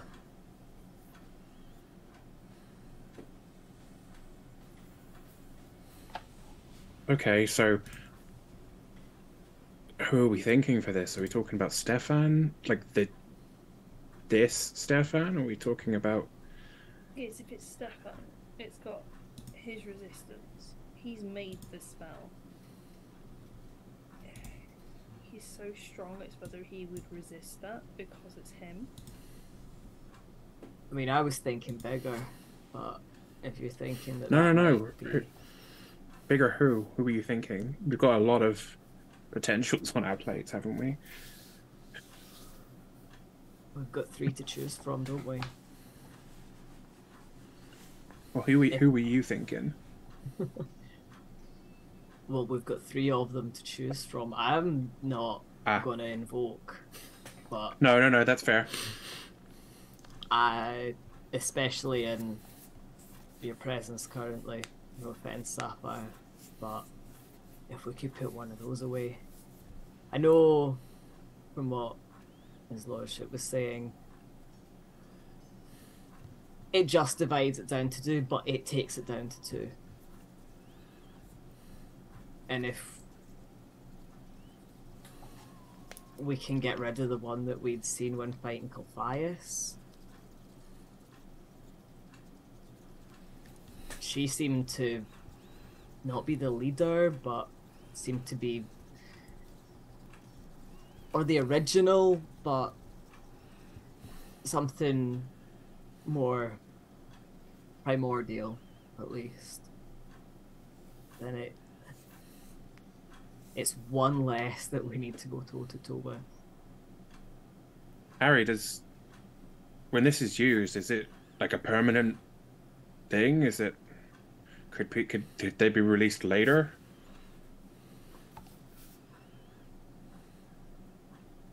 You write that down, did you? Nope. It is forever. There's only 2 ways it can be sorted, like resisted. One is resisting it, and the other is the person who created it dispels it. It can't be dispelled. It has to be Stefan that dispels it. And if he dies, he can't dispel it. Or its initial resistance. But it is used, it is consumed in the resistance. So there's no multiple that goes with it. Yeah. We've got to be very careful of who we choose to put in this, because it's a one-shot thing. If they're too strong, or if it's Stefan and they resist it, it's done. I was thinking more selfishly as it being a potential way to remove one of the 3 things they need without killing my teacher. But I needed to make sure. Oh no, I know. That's why I was just asking if it was more of a case of if this is a thing, could something weaker be made that takes them out of it temporarily so they can't get their hands on him? But just thinking aloud. I understand not wanting the death of your It's a- sensei. If You can see he kind of struggles to work out, like, he's like, I know this is more than just your teacher, but I don't want to overstep either.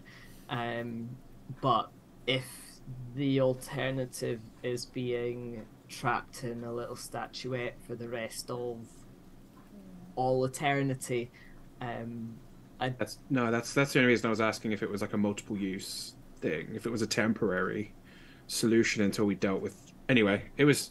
Yeah, I know, I understand, but I also am prepared myself if and he quietens down a little bit. If Sensei Rin has to die, I even if it comes down to it, I would do it. I know it's needed. I personally think he would want me to anyway. He'd want someone to. I can't believe he'd ever be coerced into doing something like this and want it to be a possibility. So He's I'll bring no resisted hope. This long. Yeah. He's been resisting. And there's nothing to say that he won't keep resisting. But I do see the point. But it's not the easiest way. I mean, it's a definite option. And I just don't know whether. I don't think trying to tackle Stefan with it would be the best way, because some form of himself will either be able to resist it or spell it as the creator of the spell, even though it took him a long time to do it. I But then it's think whether there's anything else that it might even be thinking too small. If we are given this opportunity and it took your brother a century to create it, to Stefan is good, but there is only so good he can be in one lifetime. To create something over multiple, something that realistically he'll only be able to do and help us with once, we need to make sure that we use it to its full potential. And I think I'd agree with going for one of the three. Especially if, as they were saying about the fact that if they do materialise in this plane, they will come up. And we've got more chance then than we do at any other point.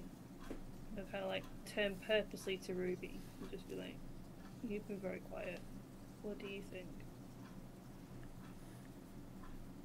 You're on mute, Ruby. That's why you've been so quiet. You've been shouting at us this entire time. You're all idiots! You're all fucking idiots. Speak, Rubes. We can hear you. I heard noise when you moved your mic. Oh, she's possibly knocked her mic out. Yeah. Please hold. Your call is important Please to hold. us. She's like putting every single one of you in it. Oh. Out of charge.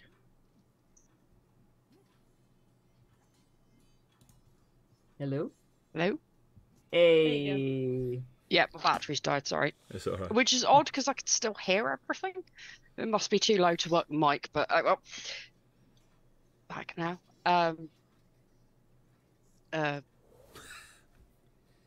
Yeah, Ruby just says, I think it sounds beyond me, that sort of decision. We don't have a choice. It's beyond bloody well all of us, but through sheer happenstance and bad luck, we are the ones who are having to make it.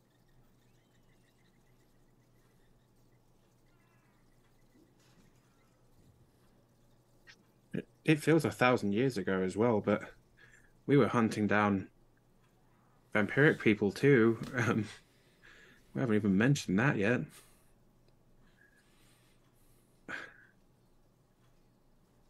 this is another potential where we could be going. There's so many issues. There's so many things. I think we try and put a pin in the world ending to all-consuming death. And then we take it from there. That would be my suggestion. Okay, so we're thinking, are we even, like you mentioned about them being mortal? Does that I mean? think But that's when they've been already summoned into this plane, right? That's If they not resurrected, but if they succeed in the three things, they become material. So what Mito was saying is, if they get the souls, if they get Sensei Rin to do his thing, if they get the Curse of the Darklings, they then become very powerful mortals to then enact whatever they so wish on Colossus. But they'd be killable because they'd be real. I'd rather not get to that point. that far. Yeah, that's the only thing I was thinking of when it was mentioned was by the time they're mortal, we're kind of already screwed, right? No. Like you said, if it bleeds, you can kill it. But the chances are that by that point, we might not still be in the picture. We do have the scrolls against the wood pillars. And Ruby, did you have success with learning how to utilize those? So while the other two have been talking, Ruby's hand just absent-mindedly, she's been holding the acorn on the strands of hair, and I would actually like to make a religion check, because if she doesn't know it, but she has been praying to Icarian for advice. Okay, give me a religion check. Let's go with Spark. First roll of the 'cause game, they- guys. Yeah. Holy shit! Yeah. They look both You have a oaky and reroll. ruby. That's how we roll. Hey, you've got I a don't reroll. need a reroll because I'm putting a picture in the chat. I'll be a judge. of that. Yay, nat 20. Yeah, Roy. DC is Yeah. 52. So that is a 20 because Ruby does not have a lot in the intelligence department. I love it. I want to do a religion check. What you add into it? Nothing. I love it. It's Okay. because I'm cross-classed from Yeah. being... Wisdomous to wisdomous. Yeah. So, I mean, if you want to say that, Okay. you know, my religion is based off my wisdom and I can use my wisdom modifier instead, I am all for that, but play by the rules as given. Considering it's prayer and not knowledge of religion, I'll let you use your wisdom modifier. Ooh. All right, then, 24. 708. Yeah, I was about. It always, the skills. Oh, Are a no, little bit no, weird. tell a lie, 27. Is not. that your save? Because your modifier. Yeah, I think, is +4. no. Wisdom is +4. Yeah, so That's 24. why, that's why I said 24. +4. It's the same with nature as well. Druids, nature's intelligence as well, I think. Yeah, Yeah. it Yeah. is, which I've always been like. Yeah, because it's knowledge of nature, and I'm like, but she's a druid. Like, but yeah, Oh, shit, me. So that means I can change that 5 to a 9 in nature if I add my wisdom modifier to that. no, leave it as it is. No. So it'll only change depending on what aspect of religion or nature you're trying to achieve. So if you're Okay. praying, that's not you reading, academically about Yeah. religion. It's you reaching out with your wisdomous nature. So 24. So as you're sat there and you're kind of twiddling the acorn, and like you say, you're absent-mindedly praying rather than like setting Yeah, up a just- ritual. Seeking advice, really. Hey up, Ruby. That's messed up. It's aggressively Yorkshire. And yeah, internally, possibly externally as well, Ruby. She can't help but smile at that voice. She it's just You look worried, lass.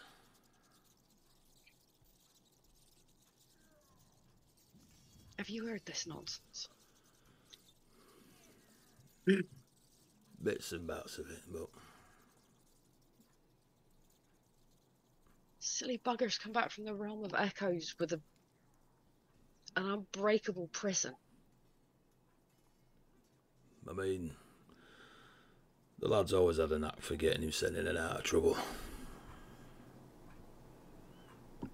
And now they're asking who should be put. Like, they're asking me. Put the bad ones in, Ruby. Oh, well, that narrows it down, doesn't it? Well, it depends who you determine to be bad, doesn't it? They want to put one of them in.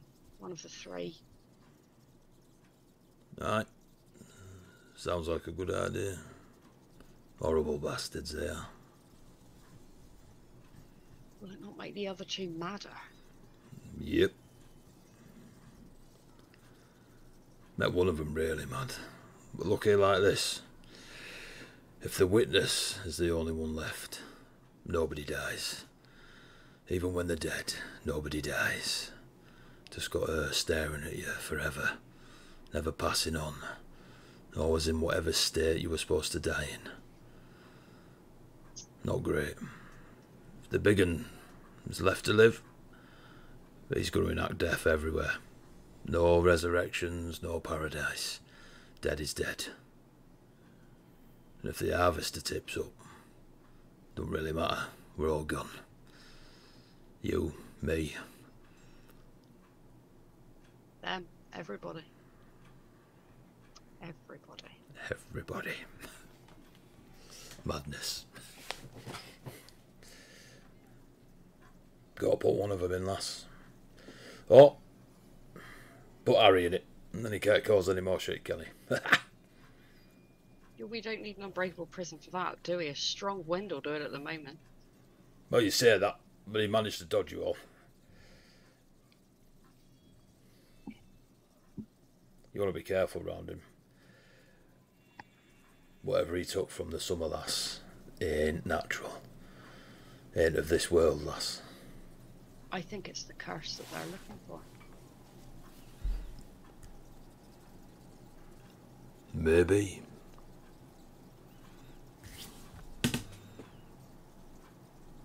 I haven't said it out loud, doesn't matter, nobody takes it seriously anyway. If that were the case, you wouldn't be here.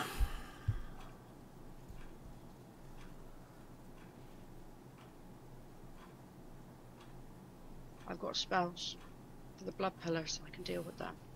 Aye, I saw the pussycat's drawings.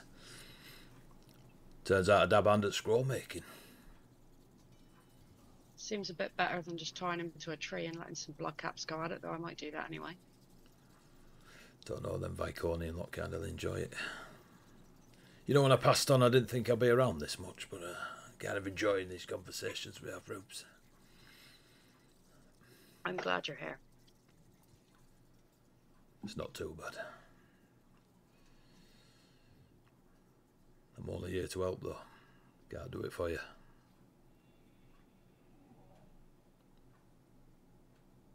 Have you been watching my brothers? Family? Aye. Apparently some of them are quite attuned to the old oak. I might be biased, but it's the best tree.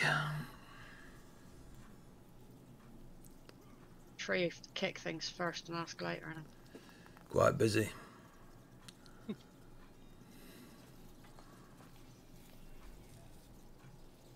they're well, they're good, they're fine.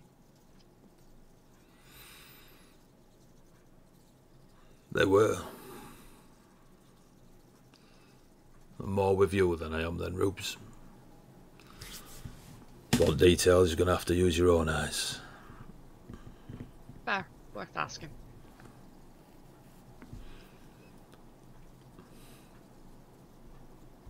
At this point, because it's just sort of like a conversation that's sort of not happening, but sort of is happening, where it's like, Ruby's quite happy to keep, unless somebody like interrupts this is the rest of the session.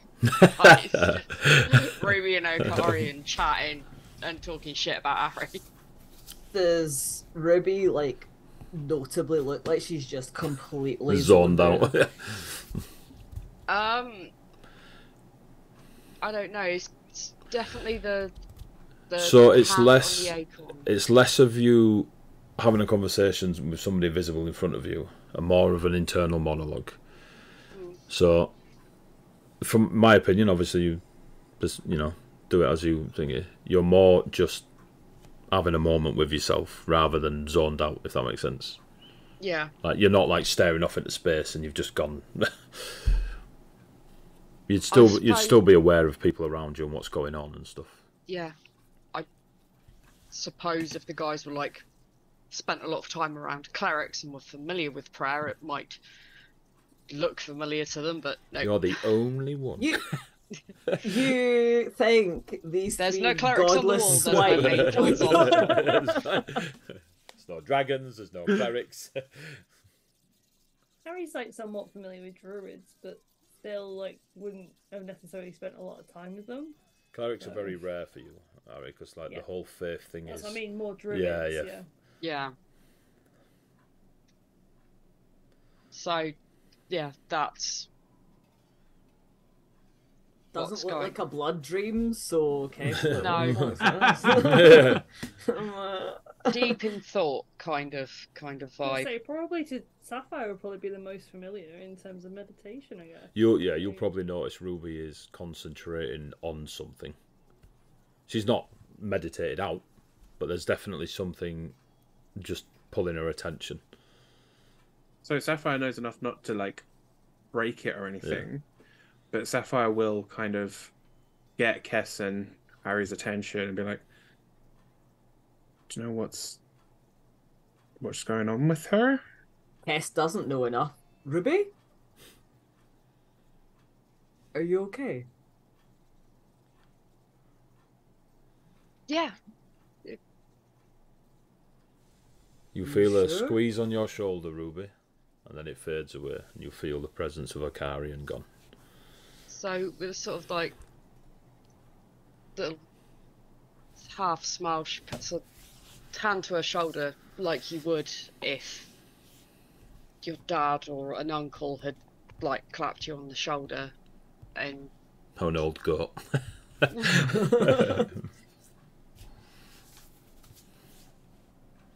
and she goes,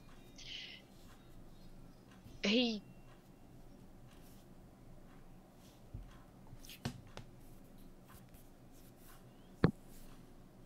if we leave only the Watcher, no one will ever die.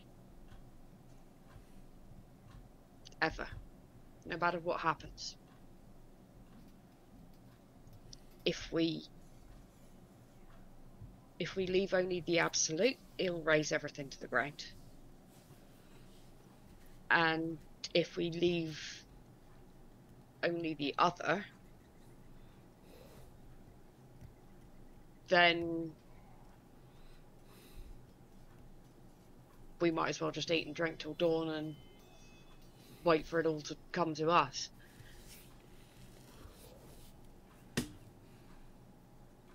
There's a joke in there about the third option being all we've kind of done this far to date. But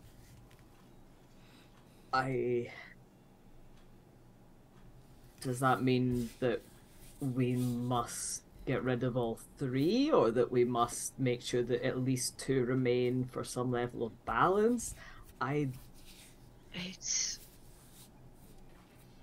He said we should choose one.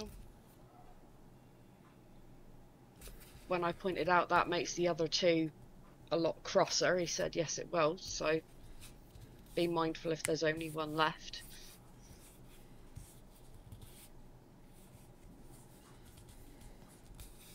Said this to you. Like, you've been with us, you've heard what we've heard. I mean, she was clearly, like talking to someone mentally, right? Looks like this, like she knows you couldn't hear them, but it's like, and she's kind of inferred that he's not been talking to anyone else, but she's like, well, Okarian. Obviously. You all did see, like, your passive perception was high enough to see that she was, like, fidgeting, playing, holding the acorn. Like, Ari's, like, well, they've all seen a scry, so... Like, Ari knows Ari and Cass know. I don't know. Cass has never cast message in his life. I don't know what you're talking about. Fireball. That's fucking wizard shit. Leave that. Miss me with that.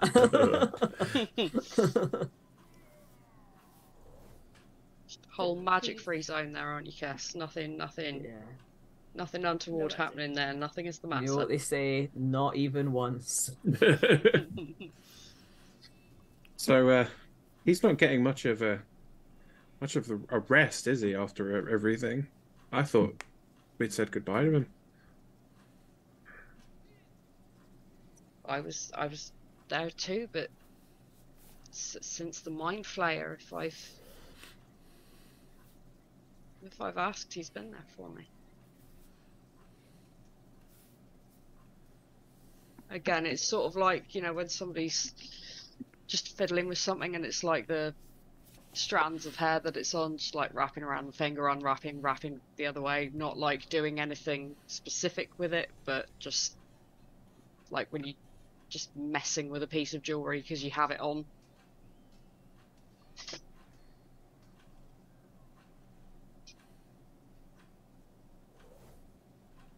I mean, he was a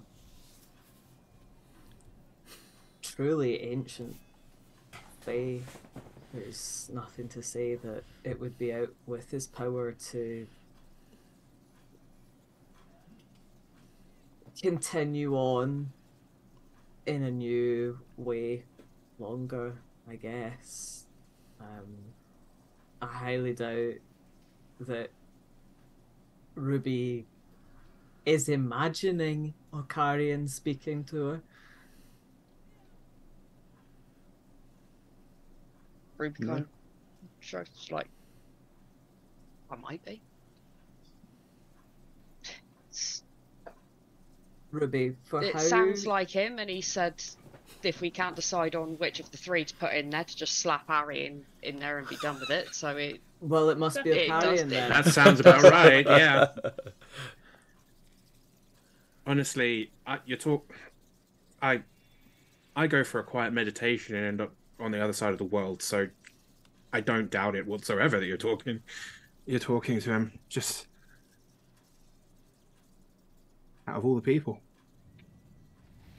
it's just funny to me. That's all. I mean, he's always pretty cool, you know. Apart from wanting to slap me into imprisonment, you know.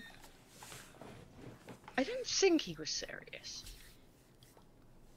It sounds like the kind of joke he'd make. Oh, like getting Zandria to run into a tree. That was really funny. Nearly twice, just saying. Okay, so we've got one. What are we doing then? Are we going to go for it? Trap one of them in there. Go for the absolute. Is this something that we share with? And he'll kind of give a nod to Sapphire. Oh. Don't worry about it. You carry on with yourselves. Talk amongst yourselves. Talk amongst yourselves. Nothing to see, literally. Oh, you mean I can step away while you discuss. That's Oh, I understand. No, not. If anything, Sapphire, we would need you to call upon them. You've got your boon, of course. There's nothing to say that your boon couldn't be that they are less able to fight. Well, I know it sounds ridiculous, but this is why I agreed to the deal, because I was trapped with them anyway. I might as well be trapped with them, and they owe me something. More that would the one you're... No, sorry, Ruby, please. Would the one you're bound to sell out their sibling? over from their sibling because they wanted Sapphire. Well, they were kind of arguing amongst themselves over me, and I don't seem that significant. So I imagine they have some managerial differences. Sapphire, if you have the three avatars of eternal death fighting over you, I do hardly think you're insignificant. Damn, you're looking good.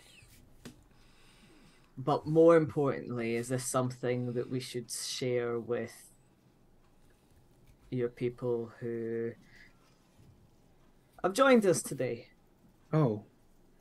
I mean, so until today, I hadn't ever met Lord Misa, but like there's no one in Vey that hasn't heard of him, and he specializes in death. So if there's anyone that, But is this something that we should go to them with, should trust them with, more importantly? I would. When you say he specializes in death, do you mean like an undertaker, or do you mean like a Oh no, so horrible wizard? the Hakamori, they protect tombs, burial places. They kind of they guard these kind of places, and they make sure that the right rituals are gone through, and they're the kind of people that make sure that everyone has their right way to move on. And if you have Hakamori turning up to your funeral, you tend to be the kind of extremely well respected. They specialize in this, in not causing death, but making sure that death occurs the right way. So And possibly, they respect death, so they actually might be some of the best people to talk to about it. I trust them, but I've been wrong before. what you've been before is less important than what you know now.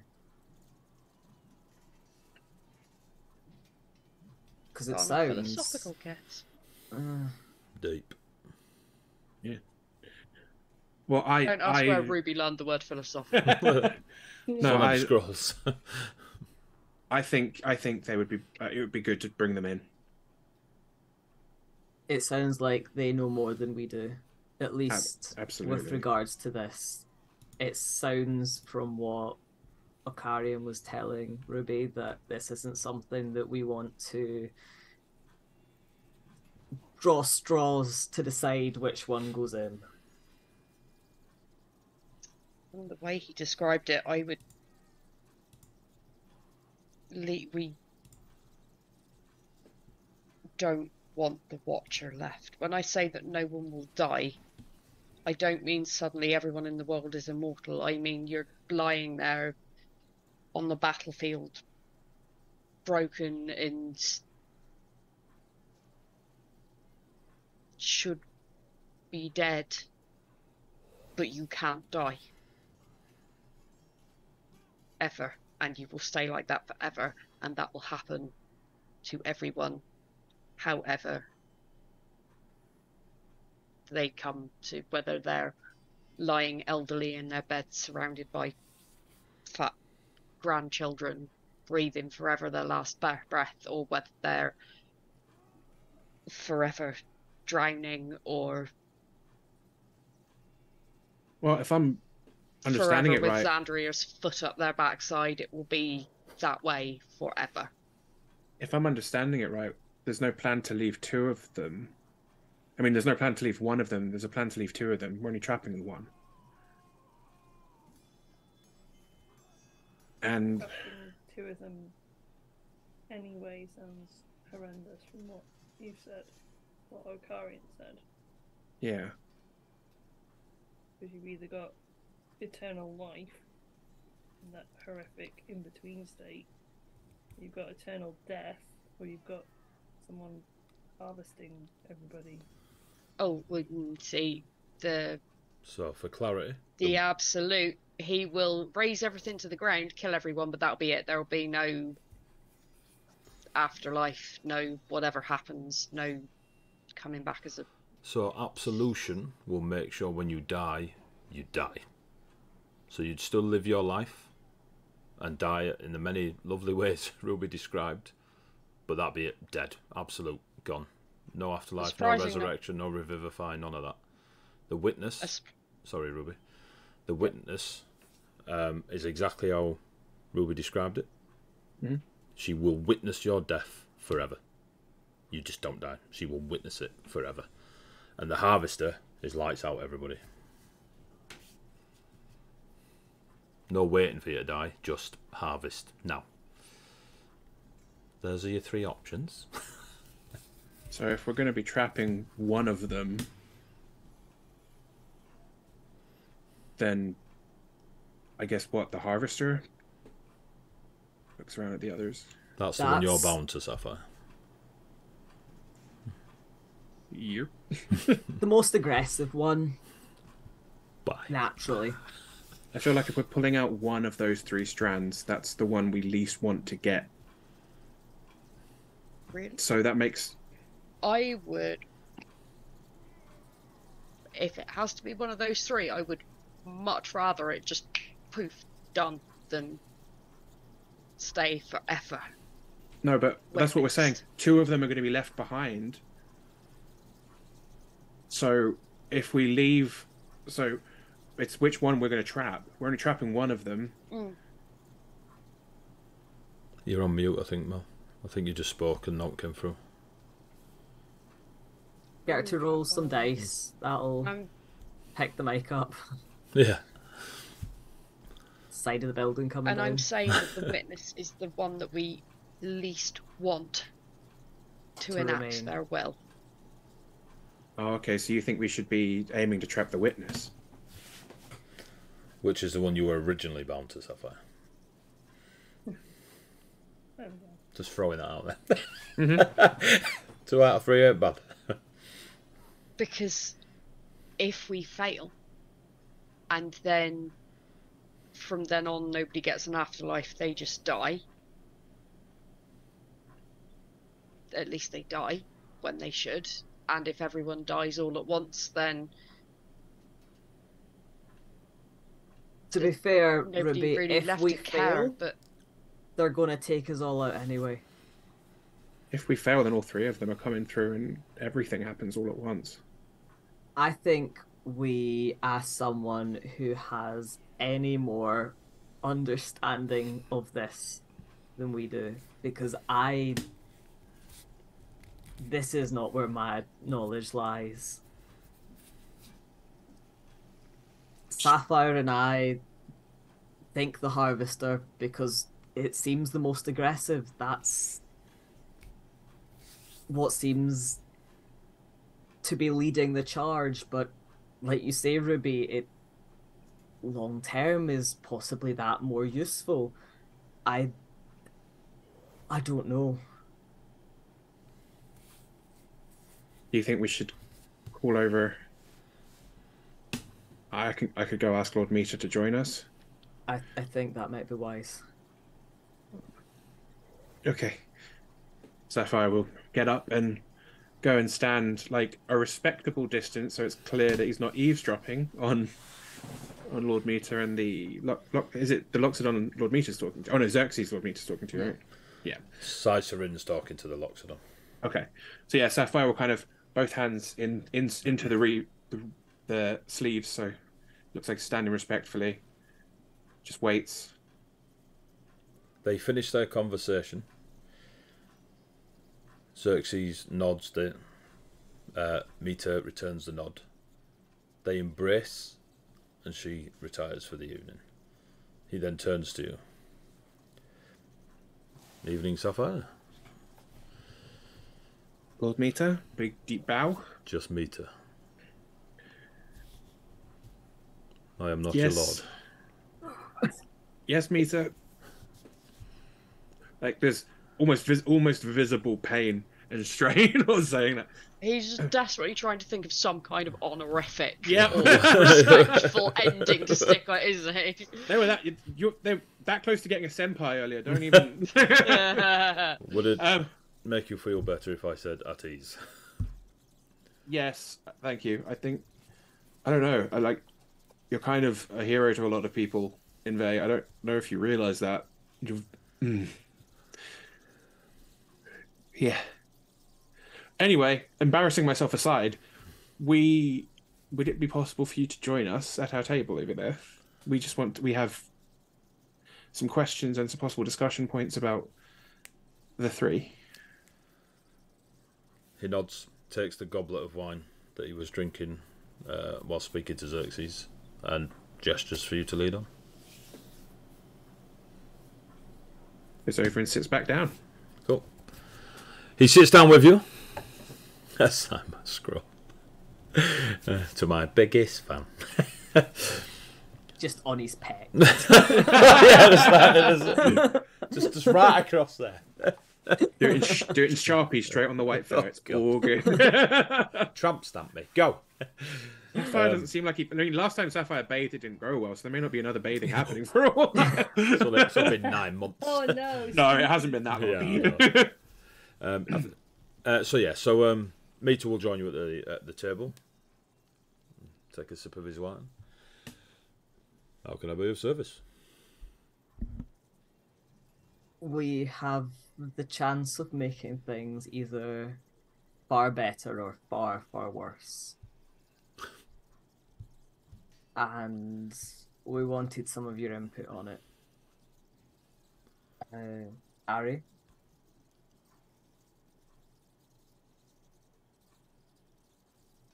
Bow his head a little bit and just kind of be like,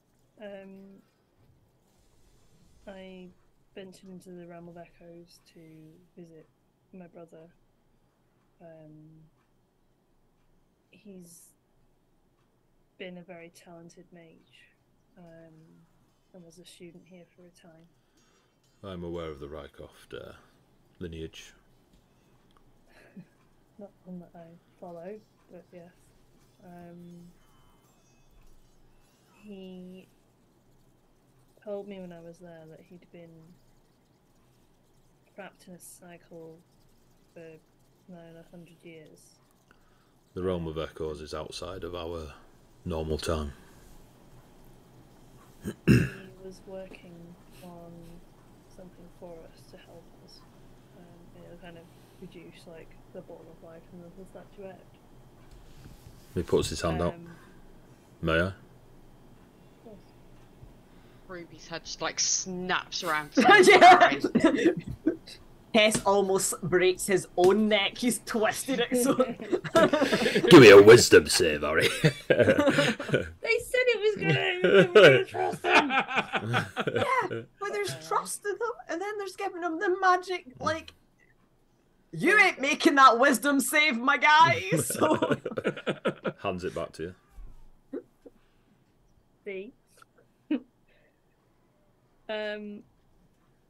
And fracture two vertebra thinking about that. for brevity, he will explain how it works. She really want me to explain it again because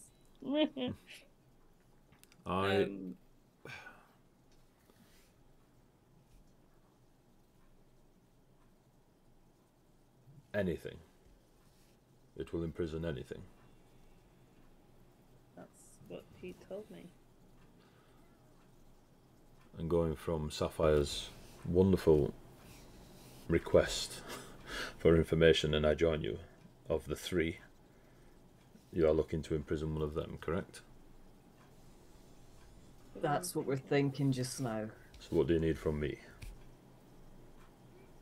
From Ruby's consultations with a more informed individual than ourselves, it sounds like there's obviously possible fallbacks of just one aspect remaining.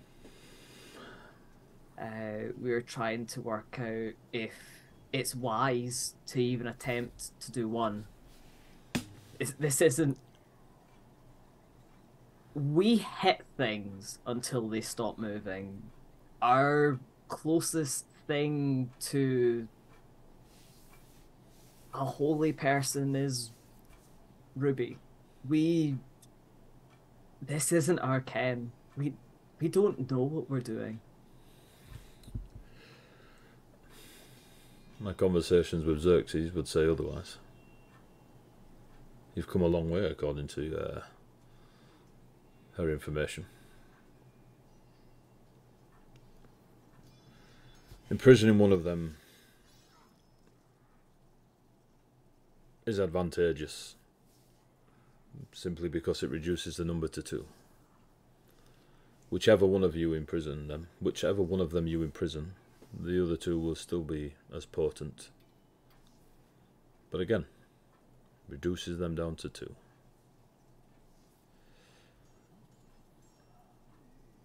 If you asked 100 people which one to imprison, going on what they all stand for and why they do what they do, I believe you'd have almost an equal split. People don't want to live forever. Some do, but probably not in eternal death, forever on your moment waiting. Others don't mind dying if they have lived and know there is an afterlife. And to be fair, not many will want to just have everything wiped out.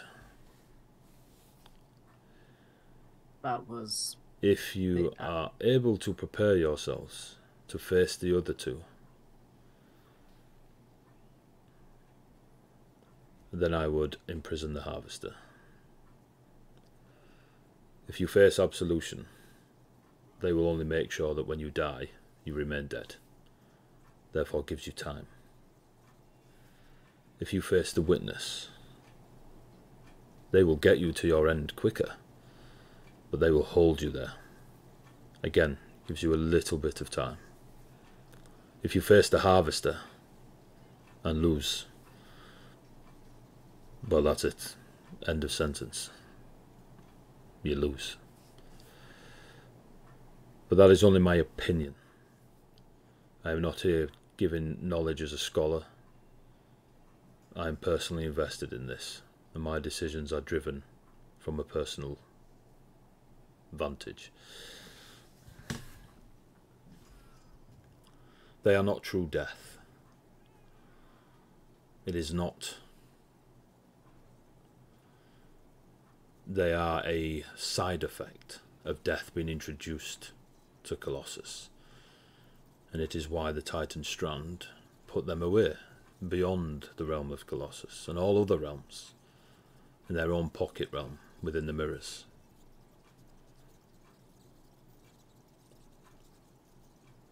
Even death would fear them if they manifested upon the realms of Colossus.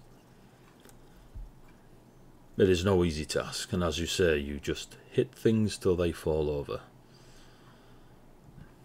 Sometimes things need hitting. And to face dragons and Kelthias, wielder of Ravensbane, travel the realms of the Fae. You're not too shabby at hitting things till they fall over. And I will stand with you once I've spoken with Malika. And Cicerin has informed me that there is an item here that I may be able to use to speak directly to her. But once that little small piece of my journey is approached, my blade and spear will be where you need it to go.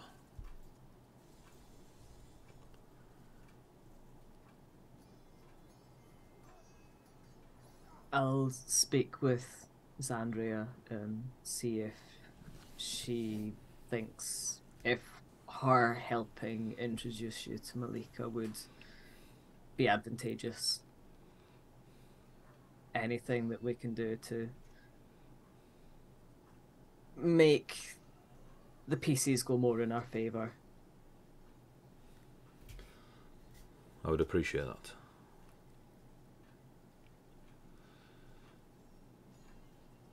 Now, a question for you, Sapphire. When you drank from the goblet, what was offered?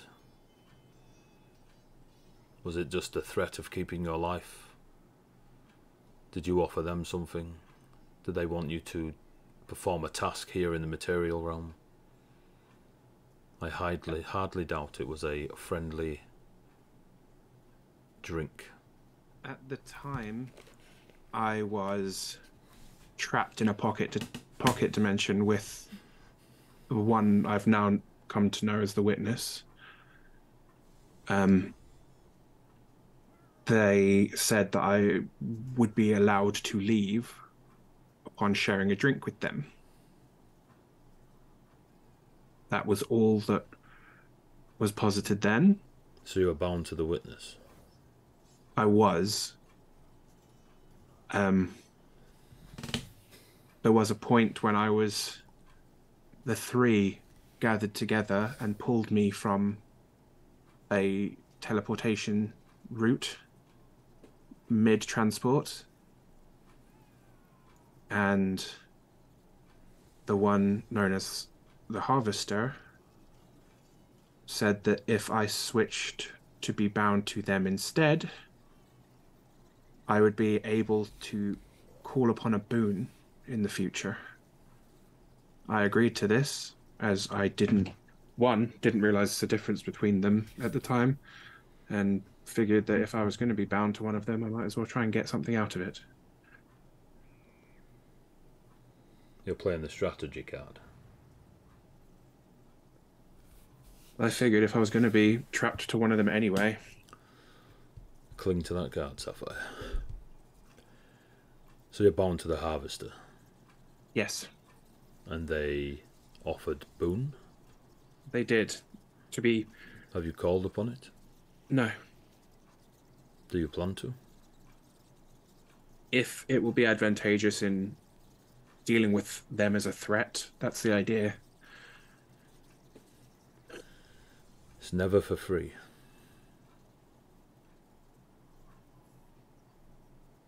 I'm very aware. When I was last in Vey, at the point where Kelthias destroyed the temple, the mirror that Kelthias wore around his neck, or at least that Kelthias, that was destroyed by the Soulforged, there was a point where the Witness attempted to pull, I guess, my soul, my astral self, from my body. I managed to resist it, but it was a strong pull. Don't know if that means anything. If the other can now do similar. I'll ask Cicerin to look into it. Thank you. If anyone was going to do it, I'd choose Cicerin. He's quite the historian. So the Colossus that you saw in the Dynasty had a mirror for the Watcher. Yes, the Witness. The one that we fought previously ourselves had possibly the Harvester, we believe. Possibly. We have...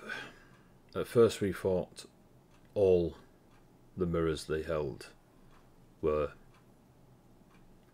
relevant to a gateway to their realm. But we soon learned that it was more of a holy symbol of their order. So some were real, some less so. What are you getting at regarding Kelthias? The one you destroyed? There's three aspects. Is there possibly... 3 Kelthiases? That is interesting. A Kelthias, we are presuming, is a person's name. Is it maybe a station? The person that carries the mirror. One for each aspect. That would explain why we keep thinking that we've got somewhere that we haven't. That is very interesting indeed. I never thought of it like that. Again, I'll put Sicer in on it. See if he can reach out to those back home for any information. We have people all over the world, so hopefully they will return something. And you can see he's very deep in thought, like you've spun something he hasn't thought of.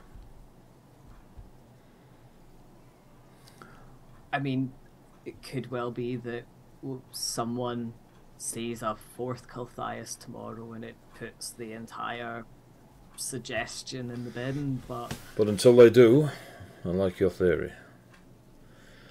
So is that the plan? To go for the true? it seems like if we have the Wonderkin wizard with centuries of expertise putting together a one-off special magic prison for us, then you go big or you go home.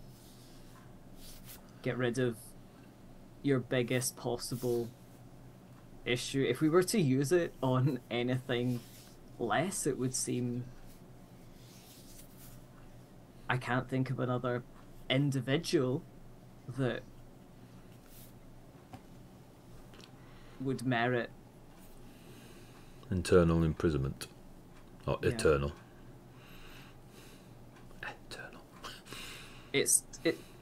We can't put this dark... Oh my god, it's late. I've forgotten the name of it. The Darklings. There we go. We can't put the Darklings plague into it. It's not a thing. It doesn't seem to be how this works. So our best bet, if it has to be an individual, is to go for the one that would make the biggest dent in our enemy's side. So the only way I see this being attempted is either you go to their realm or you allow them to succeed and come to our realm.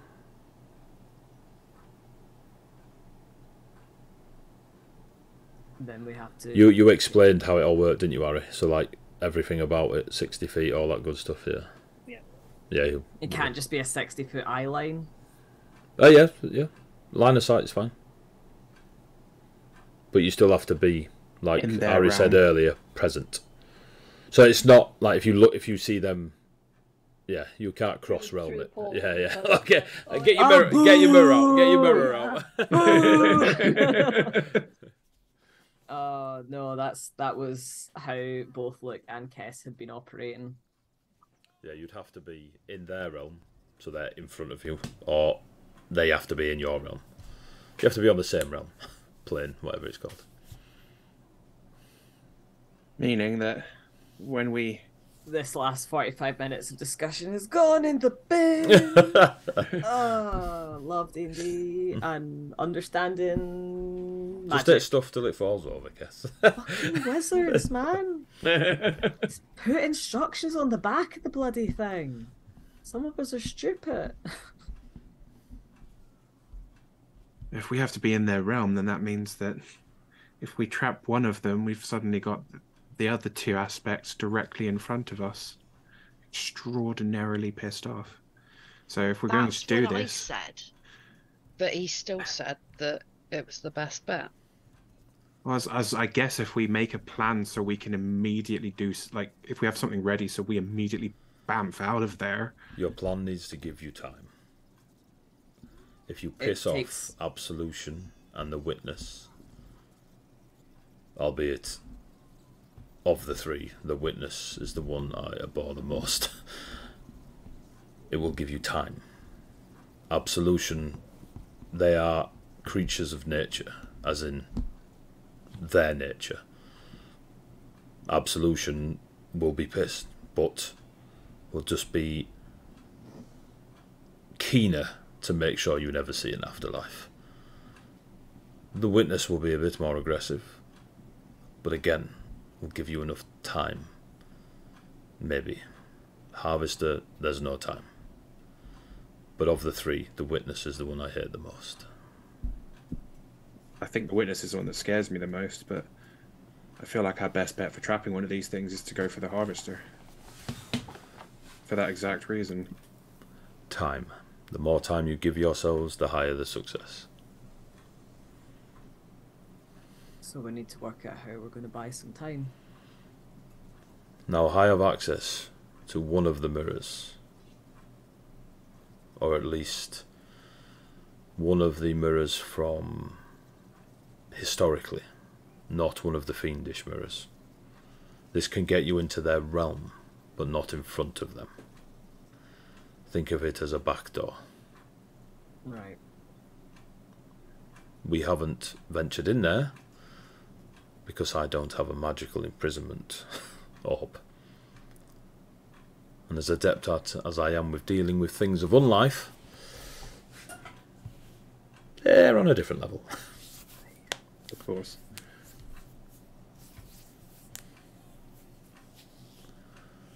Well, it is late. I wish rest, and to finish my drink with Mentor Xerxes. Speak with your sibling. I tried to earlier, but she avoided me, and I do not wish to impose. It's probably best to... Wise. It's also nothing personal. I did not take it as such. Sleep, rest, if you can. We'll reconvene in the morning. And if your sister allows, I would wish a conversation with her. She will. Good evening. And he stands, bows to you all, turns to walk away. Sapphire would stand with him and bow back. He looks at you, Sapphire, and he holds his hand out in a Viconian way where forearm to forearm. Yeah, Sapphire would absolutely grasp the forearm. And he just shakes it. Well done, Sapphire Waters. Well done. He lets go, turns, and he walks off. Yeah, it's Mirror's Bane now. Sapphire, like the rest can see, Sapphire just kind of literally like... Never washing this hand again. Yeah, very much it. Oh my god. Yeah. So that was I don't know if he had it, but that was Ruby as he turned to walk away and he said Sapphire Waters. Ruby corrected him. He doesn't correct. He leaves it at Sapphire Waters and walks off. That's what you knew him as, I suppose. That's exactly why I did it. He doesn't feel he's earned the right to call him Mirror's Bane. It's not his story. Ooh.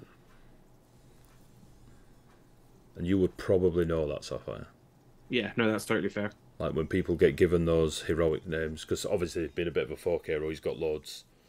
I can imagine. But yeah. We shall call the session there, folks. Right. And we will set Jade's alarm ourselves next time. Right, thank you very much. It's so cool to be back. I hate having the long gaps, but real life's just a pain in the ass. Thank you so much for tuning in. If you're listening on YouTube or Spotify, we're on Spotify. I forgot about that. You can download us on Spotify and listen to all that good stuff. Thank you very much, players. It's been great. Thank you. Look out for the charity stream. We'll be shouting about it more and more as we get closer, considering it's now April and it'll be happening in July. And yeah, just so you lot know, Becky gave the nod. We're moving house, so that's going to be fun soon. Yay! Congratulations! New stream in place and all that good stuff. I've got to sell one of the kids to pay the rent, but never mind. Baby. So thank you very much for tuning in. Take care of yourselves, and for now, it is Ashana on. I didn't even know. I didn't even check. No, Garblag's on. Garblag's on. We can raid Garblag. I have forgotten how to do this. Like the professional I am. /raid, isn't it? /raid. Is Garblag on? Oh yeah. Garblag Games. Din, din, din, din, din, din, din, Best din. not be leaving Yorkshire. Best not. Not in Yorkshire. I've not been in Yorkshire for a while, Sparky. I had to move away to feed the kids. Right, thank you very much. tuning in. For now, say goodnight, players. Good night, Good Good night, players. players. Bye. And bye. There we go.